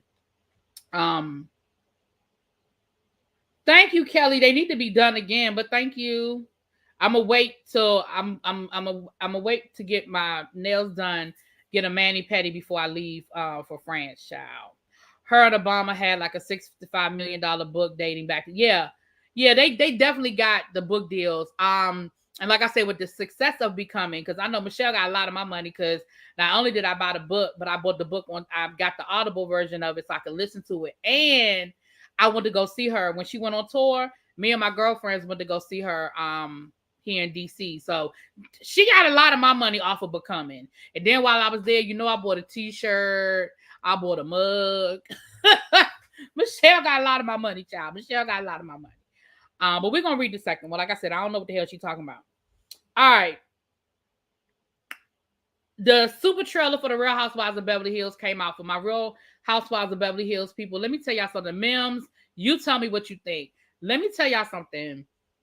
They are out for Kathy Hilton. Now, I know that I had heard that Kathy Hilton was making racial slurs up to the Aspen. Then I heard that, because at first they were saying that she made racial slurs at people who were working at this club that they were at. But then I heard she didn't make the racial slurs at the people. She was talking to the ladies on the cast and she was making racial slurs. Now, the only two people that I have heard that are speaking out on this case is Erica Jane and Lisa Rinna. Now, I'm not saying Kathy, let me be clear. I ain't saying Kathy Hilton didn't say it because I won't there and I don't know what the woman said or didn't say. And let's be clear, I don't put it past her. I don't know her like that. I don't put it past her to have made it was allegedly a racial slur and a homophobic statement. I don't put it past her to say nothing. Let's be clear about that. But I will say this. I be side-eyeing the hell out of Lisa Rinna and Erica Jane. I be side-eyeing the hell out of them. So if they the only two people that heard this, I'm gonna have to wait to see how these episodes go. But if y'all look at that super trailer, baby, that super trailer is nasty. It ain't looking good. It is all about Kathy Hilton, and it's almost like they're trying to tear Kathy Hilton down. I don't know, y'all.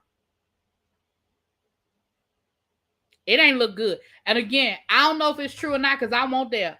But if the only people that's gonna say it happened is Lisa Rinna and Erica Jane,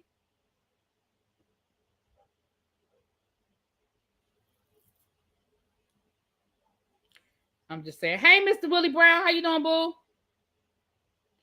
Her churn got it from somewhere. You can tell that Lisa. Oh, I just read that.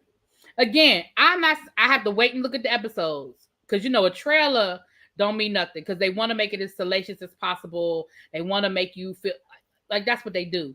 But I'm just saying.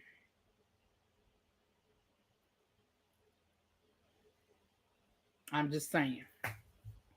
Last but not least, here's the controversial part. I have an unpopular opinion, and I may drop the link for a few minutes. I'll drop the. What time is it? It is 8:35. Okay, I may drop the link for a few minutes. I was talking to some memes the other day, and I was talking about how I'm gonna drop the link more often. I don't really drop the link at all, but I'm gonna let y'all come and say y'all piece on this, honey, because I know I have an unpopular opinion, honey.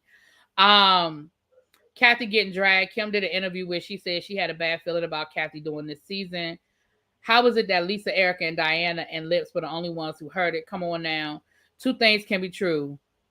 Renna and Perger can be messy, but also tell the truth. Yeah, that's what I'm saying. That's why I said I gotta wait and see, child. I gotta wait and see. Now, TD Jakes made some comments. He was giving a sermon. First of all, y'all already know how I feel about mega churches and stuff. Kyle is mad at Garcelle about her saying Kathy like her better, not at Lisa and Erica. But not at Lisa and Erica. Child. Y'all love those housewives shows where half the cast are divorced. Child, I do. So, TD Jakes made some comments about women being masculine, women not allowing men to be men and women to be women, how we are out here working in these corporate America trying to climb the corporate ladder, and it has led to the erosion of the Black family. That is an oversimplification of what he said. Let's be clear. That is a paraphrase, and it is an oversimplification of what he said. He did also address the fact that men are not stepping up to the plate, and men are not creating a safe space for women, Black women. We're talking about Black folk, for Black women to be in, and so that has led Black women to feel like they have to take on this more masculine role. And Tabitha was talking about it earlier in her chat, and she made some very good points, some very valid points, and I agree with a lot of what she said. I agree with a lot of what TD Jakes said, y'all.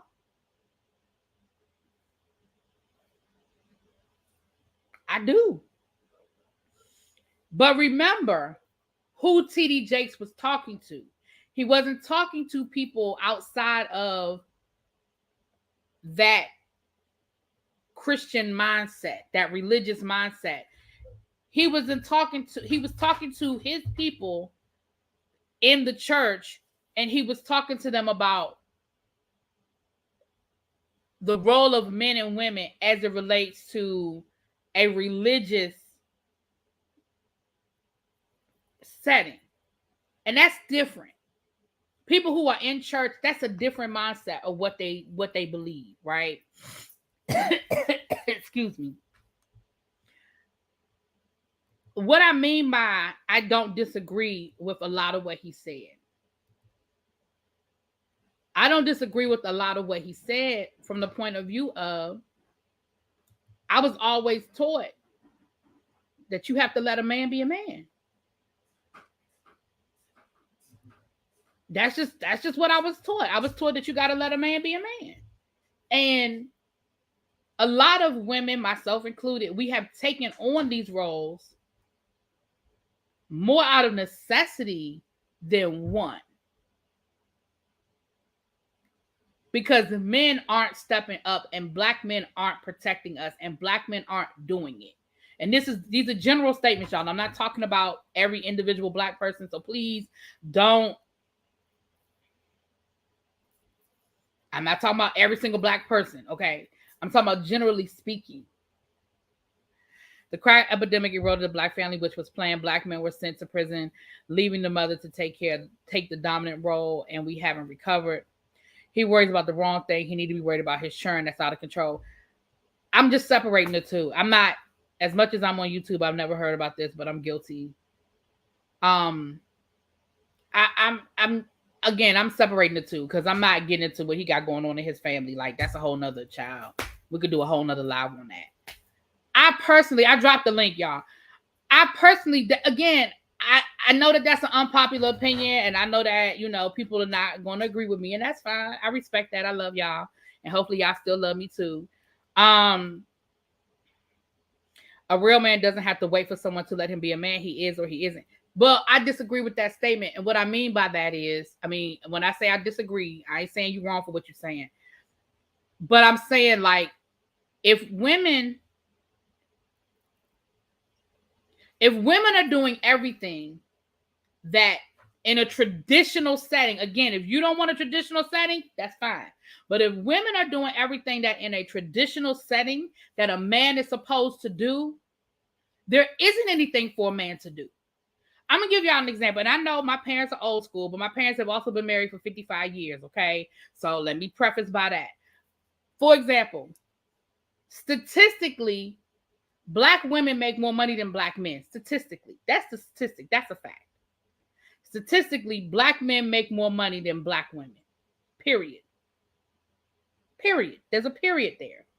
However, my father never allowed the amount of money he brought into the house to be less than the amount of money my mother brought into the house. Meaning, my father worked 2 jobs to make sure that he brought more money in the house than my mother. My mother had a corporate job. My mother worked for the government. My mother made good money working for the federal government. My dad made good money he worked for the federal government as well. However, his salary for their 2 jobs, my mother made more money than my dad salary-wise. But my dad always made sure that he bought more money in the house than my mother did. Y'all understand what I'm saying? That's the kind of stuff I'm talking about. So society is going to dictate certain things. But if the man doesn't step up to the plate and make sure that he is staying in that role as provider.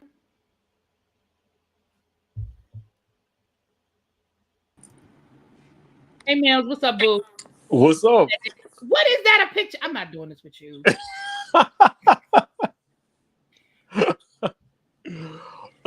So I definitely agree with you. We don't really know what Kathy said. We know that her children both use the N word and the F word. So it's a toss up.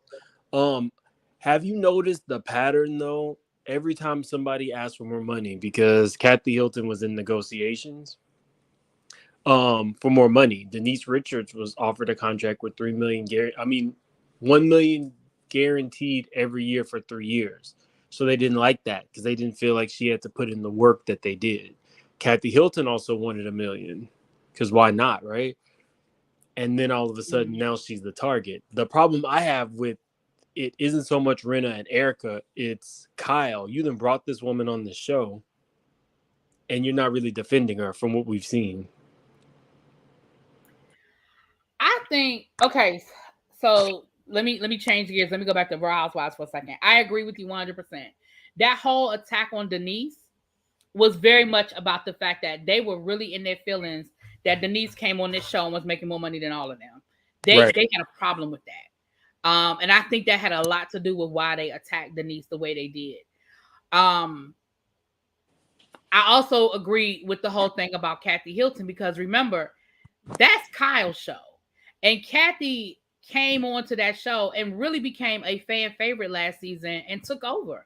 Everybody, myself included, we loved Kathy's quirkiness, her silliness, her airheadness, even though we know that she ain't stupid by any stretch of the imagination. She ain't no airhead, but we loved that whole, as a fan base, we loved it.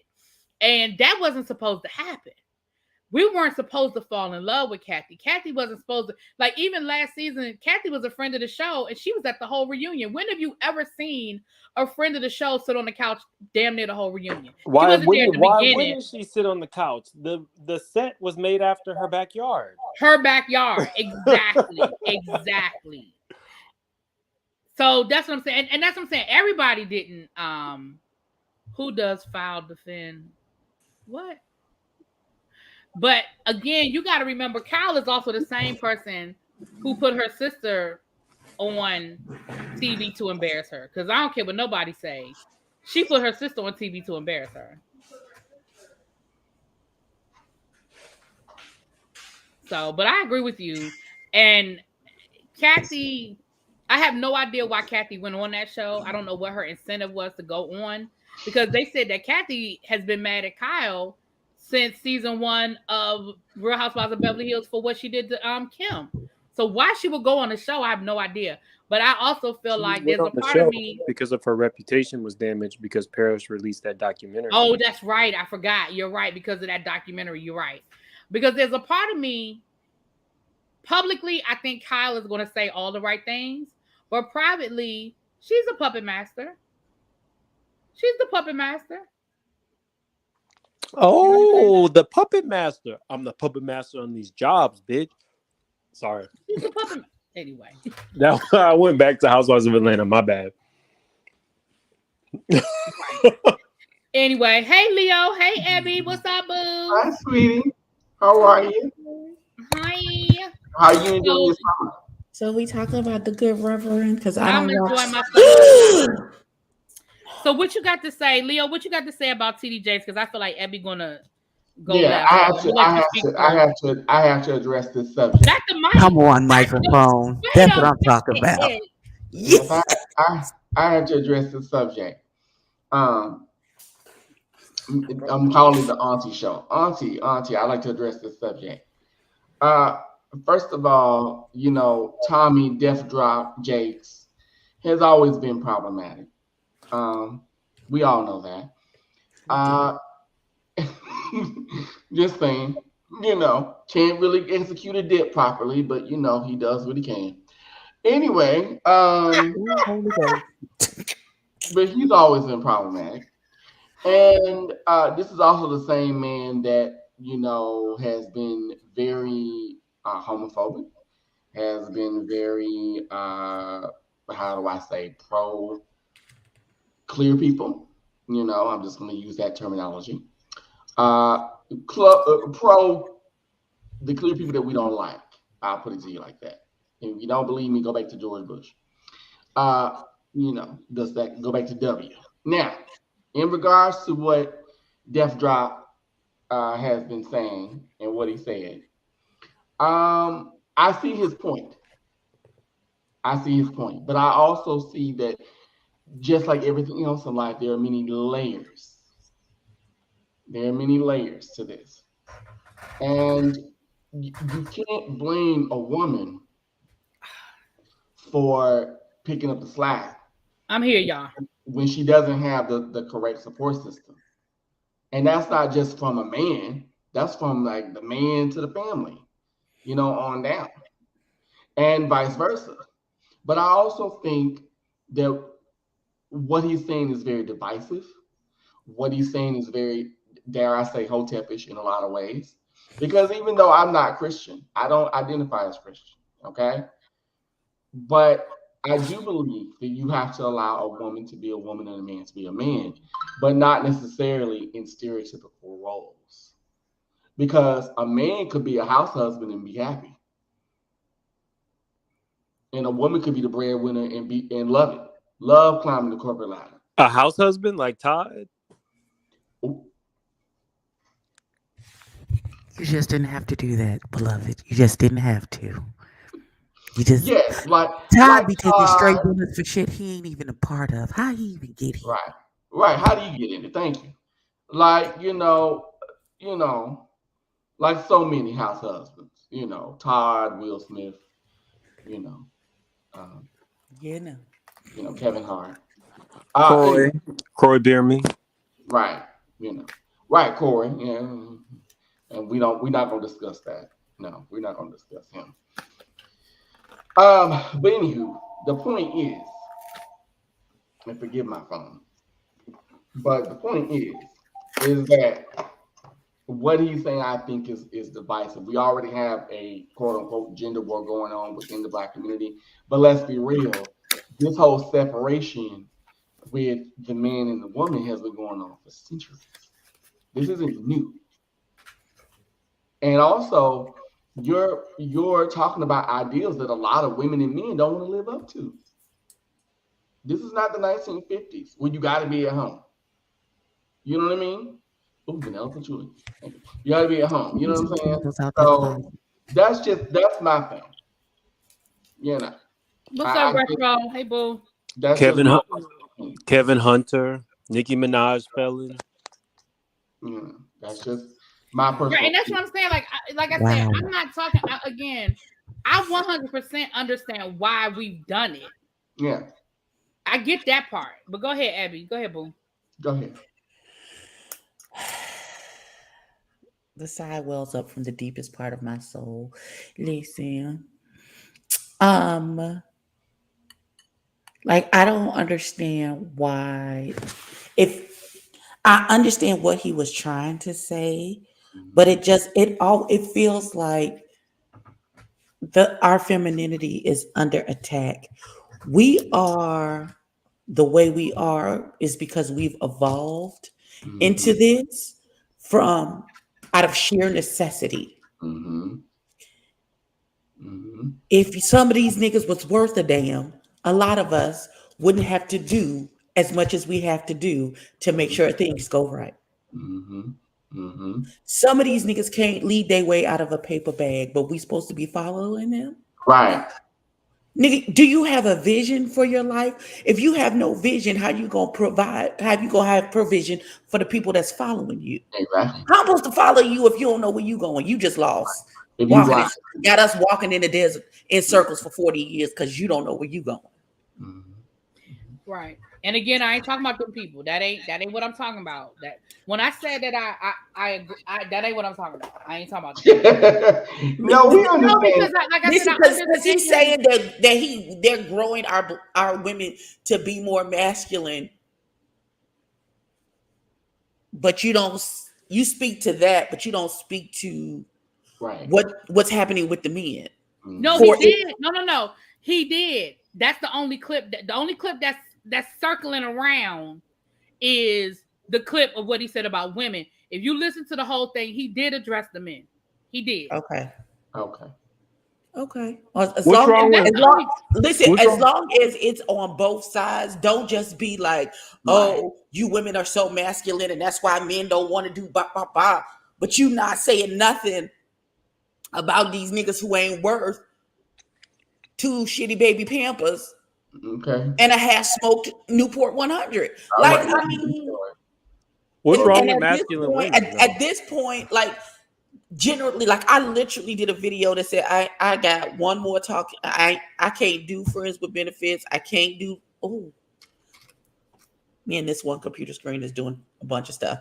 I can't do friends with benefits. I don't have it in me to do a long talking stage that comes to nothing. I can't do another we in relationship with no title for years. I can't do another one. Either you gonna shit if you don't want me, if you not finna keep, if you not finna pick me, choose me, love, get the hell out of my face. Go on somewhere. I ain't got time for the games. Cause y'all think they think shit is sweet and they could just do whatever and be whatever.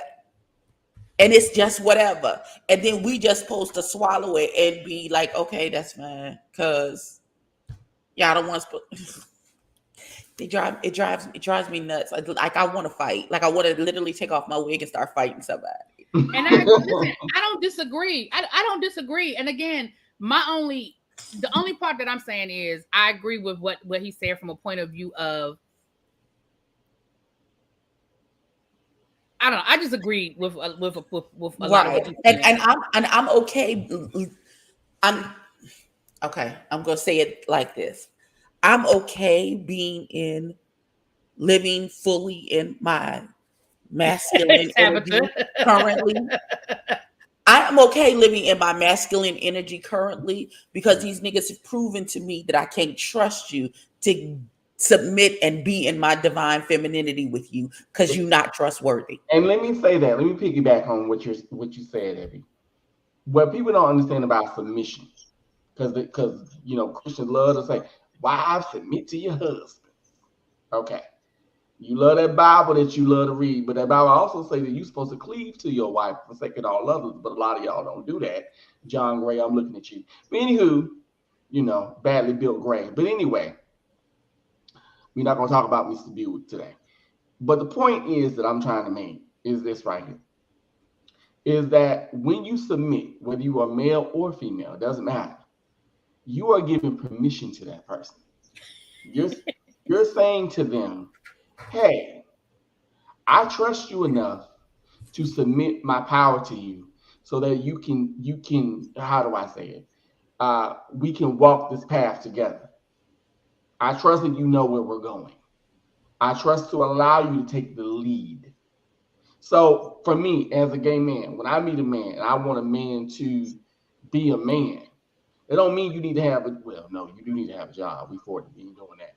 But it don't mean you need to, be domineering and be an asshole. It means that you allow me to submit to you in a way that's healthy, in a way that I feel safe, I feel secure, and most of all, I feel seen.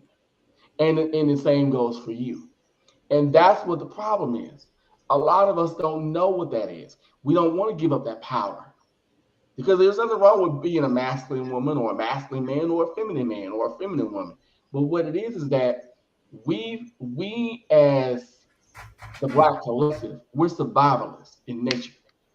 We've been that way before we came over here. So now when you couple it into our relationships, our mating rituals, we're like, okay, well, we got to survive out here. So what are we going to do? So that's when it becomes a battle. That's when it becomes a fight. And a lot of us are not taught to say, you know what? Find you a mate that allows you to submit to them. Find you a mate that allows you to feel safe, allows you to feel seen, allows you to be vulnerable and be emotional and be sexual and be sensual and all these things. That's why you have the division that you have, because a lot of us don't know how to give that up and let people win. That's why the women have been the ones, well, fuck it, I'll do it myself.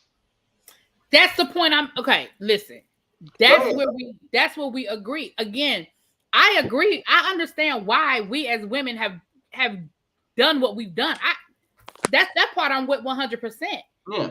But I don't disagree with what he's saying in that because there's a lack of responsibility, a lack of whatever on the men's side, it's a necessity. We have had to do it. Yeah. We have had to step up to the plate. And at the end of the day, because Xavier was saying, why do I have to give up power to gain a partner? Why can't we be powerful together? Well, again, and I always go to my parents because that's what I grew up That seeing. was your example. Yeah. I don't feel like my mother lost power because she let my father lead. She didn't.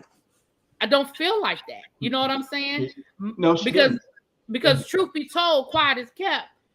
My mama really did a lot as far as, I mean, like, for example, my mother told me, she said, if your daddy ever signed some legal documents, he going to jail because her signature on everything.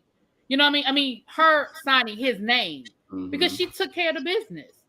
She took care of the business. But see, and let me say this, and I love this discussion. But in your experience, right, where you're growing up, you came from a 2-parent household. I came from a mother, baby mama. I'm just gonna call it what it is. But the point is that with your mom, it sounds like your mother actually gained in a lot of ways. You know what I mean? Because she allowed him to lead. Right. So, And again, in your situation, because your father, and I don't know your business, but I'm just saying, you because good. your father did not lead, Girl, he my did father, not, my father didn't he even did know where not, to go. right. He Well, there wasn't you there. go. And so I Yeah. think that's all I'm saying. I don't disagree. I think a lot of people are focused, and I'm not speaking for none of y'all. I'm just saying in general. I think a lot of people are focusing on the fact that he's criticizing women Mm-hmm. for stepping up without understanding that he acknowledges that men failed. Mm-hmm. He's not saying y'all did this and the men were over here perfectly good men waiting for y'all and y'all just won't let them. No. And let me say this. This is also, again, that's why I say he was talking to his people Right. who ascribe to these roles. Right. If you are not of a mindset that you ascribe to these roles, whether it's man, woman, man, if you don't ascribe that there's a leader in a household, in a relationship, if you don't ascribe to that, then none of what he said is valid. Applies to you. Mm-hmm. Yeah, none of it applies to you. But I'm somebody who I have done all of these things because I have had to, because I'm single and I'm not in a relationship and I don't have a husband. So yes, I bought a house. Yes, I've done these things. Yes, But if I meet a man who I fall in love with and we decide we're gonna be together, I'm fine with us falling into those Well, you're not roles. gonna meet him tomorrow. You're gonna meet him in the fall. But go ahead, baby. Go ahead. Yeah, that's what he I said. Speak those really, He things. said Come I'm gonna on. meet him in the fall. Bless the Lord. But I'm Speak those things, sir.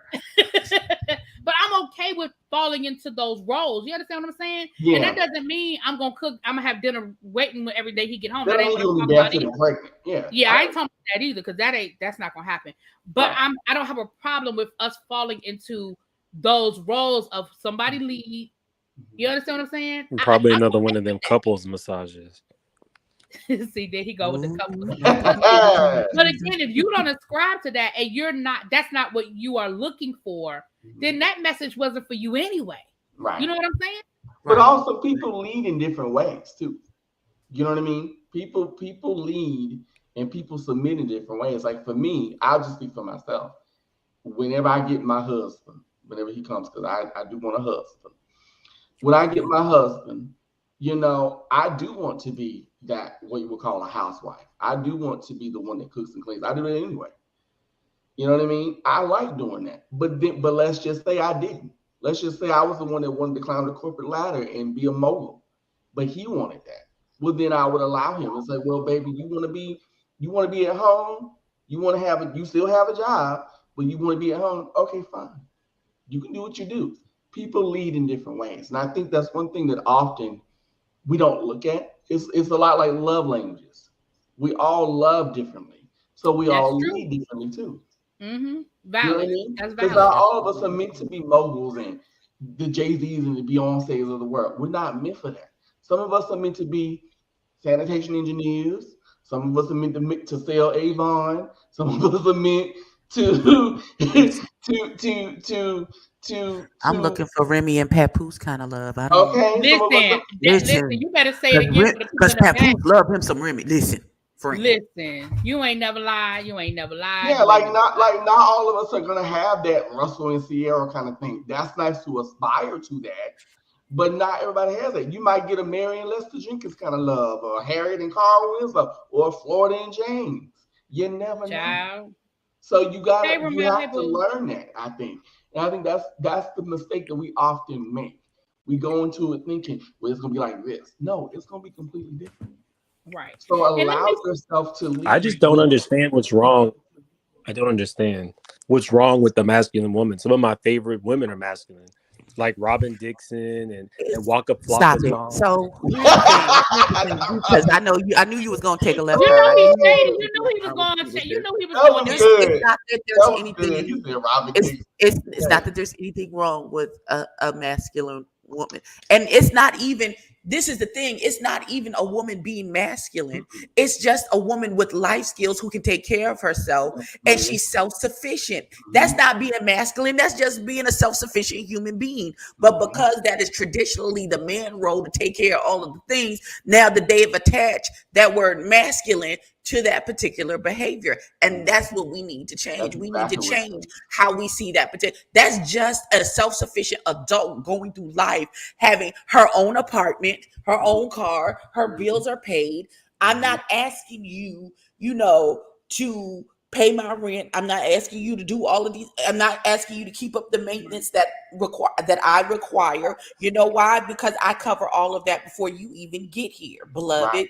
Exactly. What I'm asking you for is for you to add value to my life. Do not be a burden. Don't make my life worse than what it was before you. That's right, because I can be bad about myself. Let them know. I need you to add value. I want you to understand that you may not be needed here, but you are wanted here. Exactly. And with that want, there is going to come a space that you can feel here that I need filled. So even if I don't need you to pay the rent or pay my car note or get my nails done or there is still a need for you to be here and add value to my life. But it may be intellectually, it may be emotionally. Exactly. Listen, I don't think some people don't understand how hard it is to be considered the strong one to all of your friends and family. Nobody is really checking. You have to literally say, I'm not doing okay for them to look at you and understand. She's vulnerable too. Oh, that's exactly, and that's what I'm saying. So that's where. So I mean, I know that my opinion was probably an unpopular opinion, but hopefully that's why. Hopefully y'all understand what I'm saying. I'm not saying that I agree with, because again, I'm separating the message from the messenger, because we're not about to go into TD Jakes and all the personal shit we got going on. That's a whole nother conversation for a whole nother day. But I'm just saying, in this moment, just based on those comments, like I understood what he said didn't offend me because I understood the point he was making. And even, I'm gonna be honest, and I know this, y'all about to cuss me out in the chat, and that's fine. That's okay. I love y'all anyway, and hopefully y'all will be back tomorrow. But even when he made the comment about Black women climbing the corporate ladder, becoming mean and becoming this and becoming that, let me tell y'all something. And everybody's experience is different and everybody's situation is different. But let me tell y'all, the worst supervisors I have ever had in my life were Black women. I can believe it. They were the nastiest. They were the most conniving. They were the ones that would try to get you fired, write you up, didn't try to be friendly.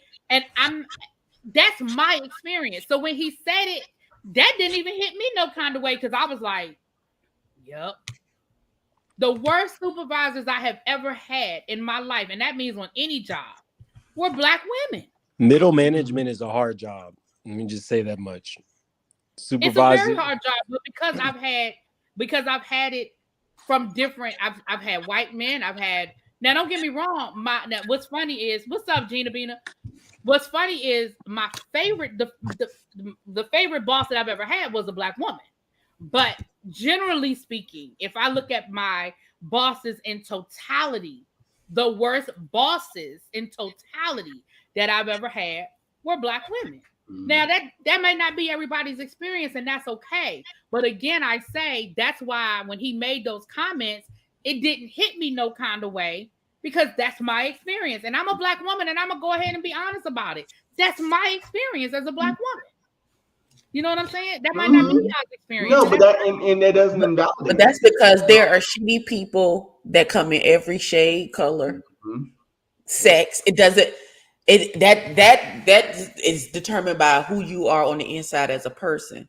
I understand that, but what I'm saying is the point. I'm just saying, when I listen to him, that's why I didn't react the way and I listened to what Tabitha said, and I understood what Tabitha was saying, and I don't disagree with some of the points that she was making. But I'm just saying, when I heard him, it just didn't hit me the way it's hitting other people. You know what I'm saying? Right. And You know, And it makes sense to me. you know, that's all. That's all. It makes sense to me. And I love your hair, by the way. I love the blue. Thank you. yes, we love the blue. Listen, I need I love the to get my hair blue. done so bad. I can't. Because you know what it is? I love the blue on her because it makes your skin color pop. Mm. Really? Yes. Come on, Pop.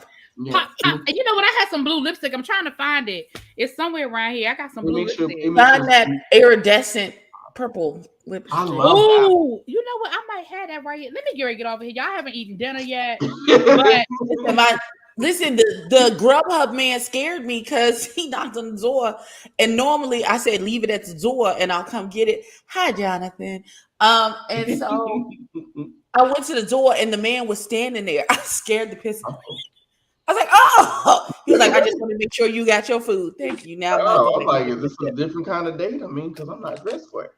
okay, it's not. It must not be in this pouch. You know, I got like 5. You got 12 pouches. It's around there somewhere. Lipstick, because I love lipstick. I got. It's not in this pouch. Disconnect, Abby, I got to tell you, I love your hair. And for the life of me, I've been trying to pinpoint who you remind me of. You remind me, if you know the show. Do you remember the show Ally McBeal? Mm-hmm. And do you remember the woman that her best friend? Hair? Her best friend? Yes. You remind me of her so much in personality. Lisa Nicole Carson. That's it. Lisa Nicole Carson, y'all. Now I was about to say, now the best friend was a little bit of a freak. What's the blue light behind me? Okay, I'll tell y'all what the blue light behind me is. You remind me of her. You remind me of Lisa Nicole Carson. She was sexually fluid on that show. I can see you writing poetry and being a part of Punani Poets and being like, yes. Punani Poets. Okay. Yes. I would take that. Yes. Maybe Tabitha says send her the link on IG, please. Okay, I have to get it from my daughter. It's a bug. It's like a bug light, the indoor UV light, and it has a sticky. It's like almost like a Glade plug-in, and it plugs into the socket, and that blue light attracts like fruit flies and stuff. So I had an issue when I first moved here, and I had a leak, and there was some fruit flies. So I have one here and one in my bedroom, and it lights up. That's what the blue light is, and it has a little sticky paper, so it draws the bugs to it, and then they get stuck to the paper, and then you just change out the refills every 2 weeks. So I will get the link from my daughter because my daughter got them for me, and I think she got them from Walmart, if I'm not mistaken. But I'll get the link and I'll send it to you. I got a red light, but it ain't for no fruit flies. We know what you got. Well, it is for fruit flies. Just that red light special. Anyway, moving on. Yeah, we I'm don't ready have to shut this we ever down. gonna do a sexual talk kind of thing? Y'all ever gonna do a sex panel? I'm a virgin. Sex channel?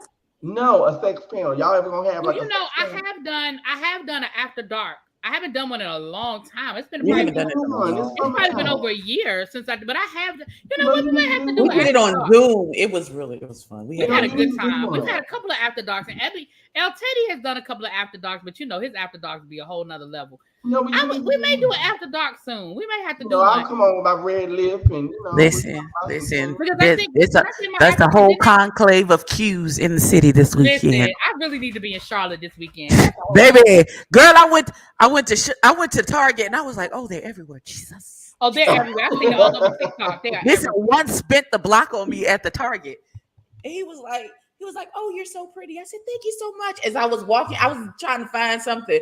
Oh, thank you so much. And I kept walking. He spit the block again. Because I couldn't find whatever it is. And I was getting ready to walk out the store. And I was like, and I guess I said out loud, dang, I guess I have to go somewhere else. And he was like, oh, it be like that somewhere, but you're really pretty. That's a lovely dress. Oh.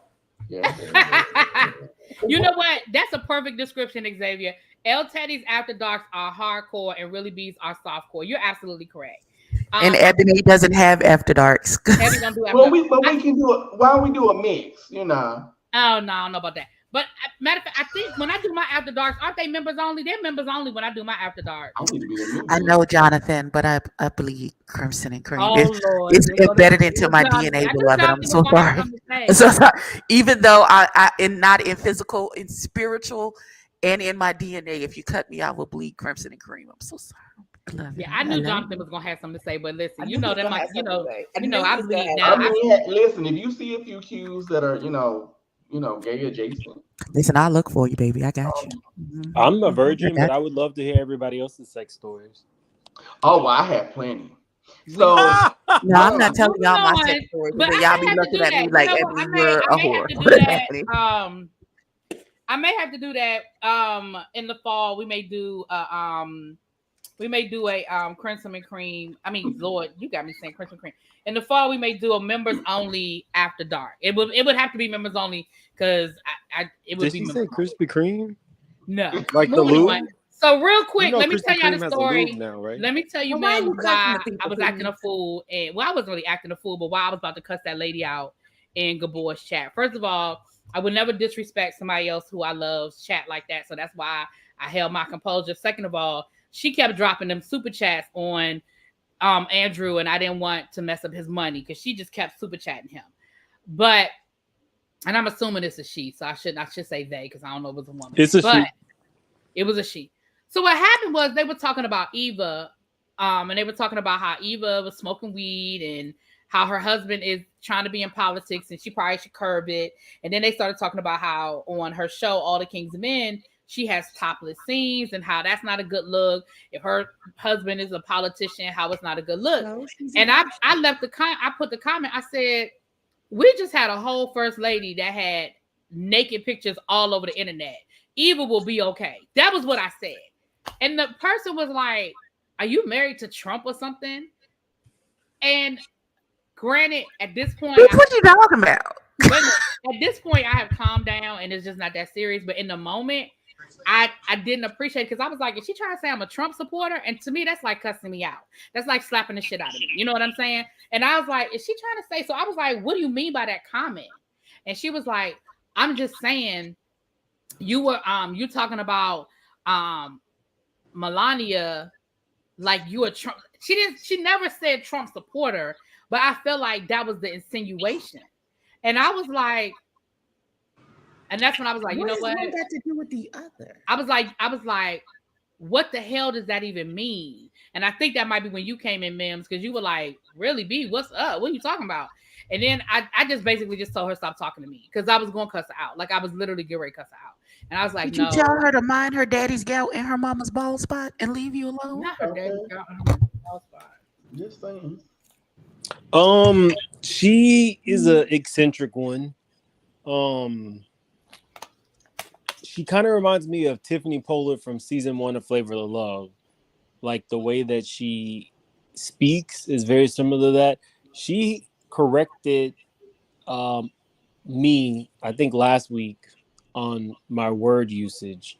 And it doesn't really mean anything. You know what I mean? Like when you're a faceless profile, that's Right. why it doesn't personally affect Like me. You Grindr. can pretty much say whatever you want. I Yeah, don't care. and that's why I say, like, after I got off and then she was like, because at one point I had typed something and I was like, sorry for the typos, but I'm driving. So then she was like, really, B, aren't you driving? You need to focus on the road. Like, I was like, oh, this bitch is really about to make me cuss. Ooh, that's the wrong thing to do, baby. Why I said, you do not know me. Stop talking to me. That's when I just told her, I was like, stop talking to me. Like, stop addressing me. Stop talking to me. You don't know me. Child. But yeah, again, now, like, it's, 3 hours later, I'm over it. I'm not, but in the moment, it just pissed me off because I was like, because again, the only point I was trying to make was I feel like they were trying to condemn Eva because she out here working, you know what I'm saying? And okay, whether she did a topless scene or not, I don't think that's the end all be all to her husband's political career. Mind you, her husband can't win nothing no way, but that's not the point. Anyway. All right. So how come when she say something disrespectful, Abby, you don't tell her to stop? Abby wasn't in there. I'm talking about right now. I wasn't there because I'm talking about right now. What Who happened? said something disrespectful?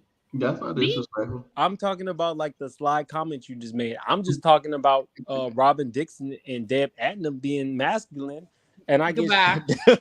guess Mims, With that, let me say get in the to my express chat. elevator and press H for hell. Okay, And just go you know, Mims don't got the don't express. collect You know how $200. you know how in these VIP buildings you can get the express elevator just take you straight to your penthouse. Mims is on the express elevator to hell. Anyway, Okay. So I got the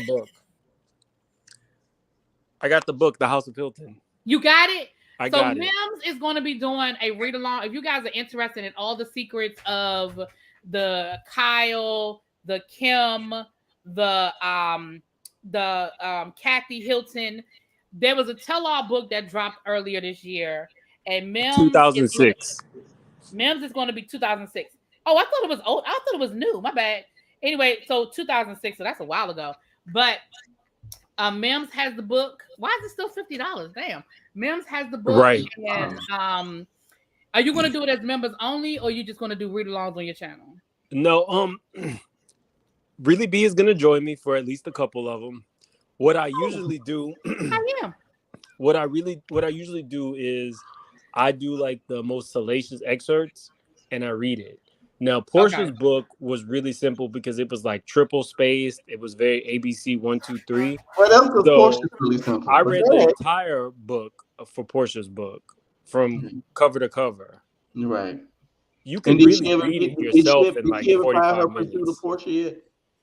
I read The Pursuit of Portia. I mean, technically, it only takes about 45 minutes, but for this right. one, what I'm asking is, did she ever find what was she in pursuit of? That's what I want to know. Money. Okay. People's husbands. husbands. I was in pursuit of a career, but a BBL. She got. Okay. I will keep y'all posted on the read-alongs. I gotta order the book now. I will keep y'all posted on the read-alongs. And I will. You really don't have to order the book. It is literally like $50 to $80. What I do is I actually read it. So whomever is on with me covering okay. We could just discuss it as you read it. Okay. Yeah. Cool. We're going to so I'll keep you guys posted on that. Let me get ready to get off of here, you guys, because I haven't eaten dinner. It is almost 9:30, and I have not eaten. And thank y'all for being here. I am going to go back to dropping the link for members only, and I will give it members only the first dibs on the link, I should say. I will still drop the link I ain't gonna say how often. I ain't gonna do it every live, but I'll do it more often than what I do. So you guys can come up and share your opinions and your thoughts, because this was a really good conversation. I wish I did have more time, but like I said, I gotta go. If y'all want some reviews tonight, y'all better let me go eat so I can get some reviews done, child. Thank you, Tabitha. Mwah. Thank you for always being here. Give Whiskey Bear a hug for me. And like I said, I got your nudge about doing more politics, getting back to my politics. I got your nudge. We are going to have our live conversation on the Menudo documentary next week. I have watched 2 out of the 4 episodes. I'm gonna watch the 3rd episode tonight. So we'll talk about that next week. All right, y'all. Let me get out of here. I will talk to y'all later. Mwah. Peace. Hit the like button on your way out, please. Thank you so much. Goodbye. I'm really holding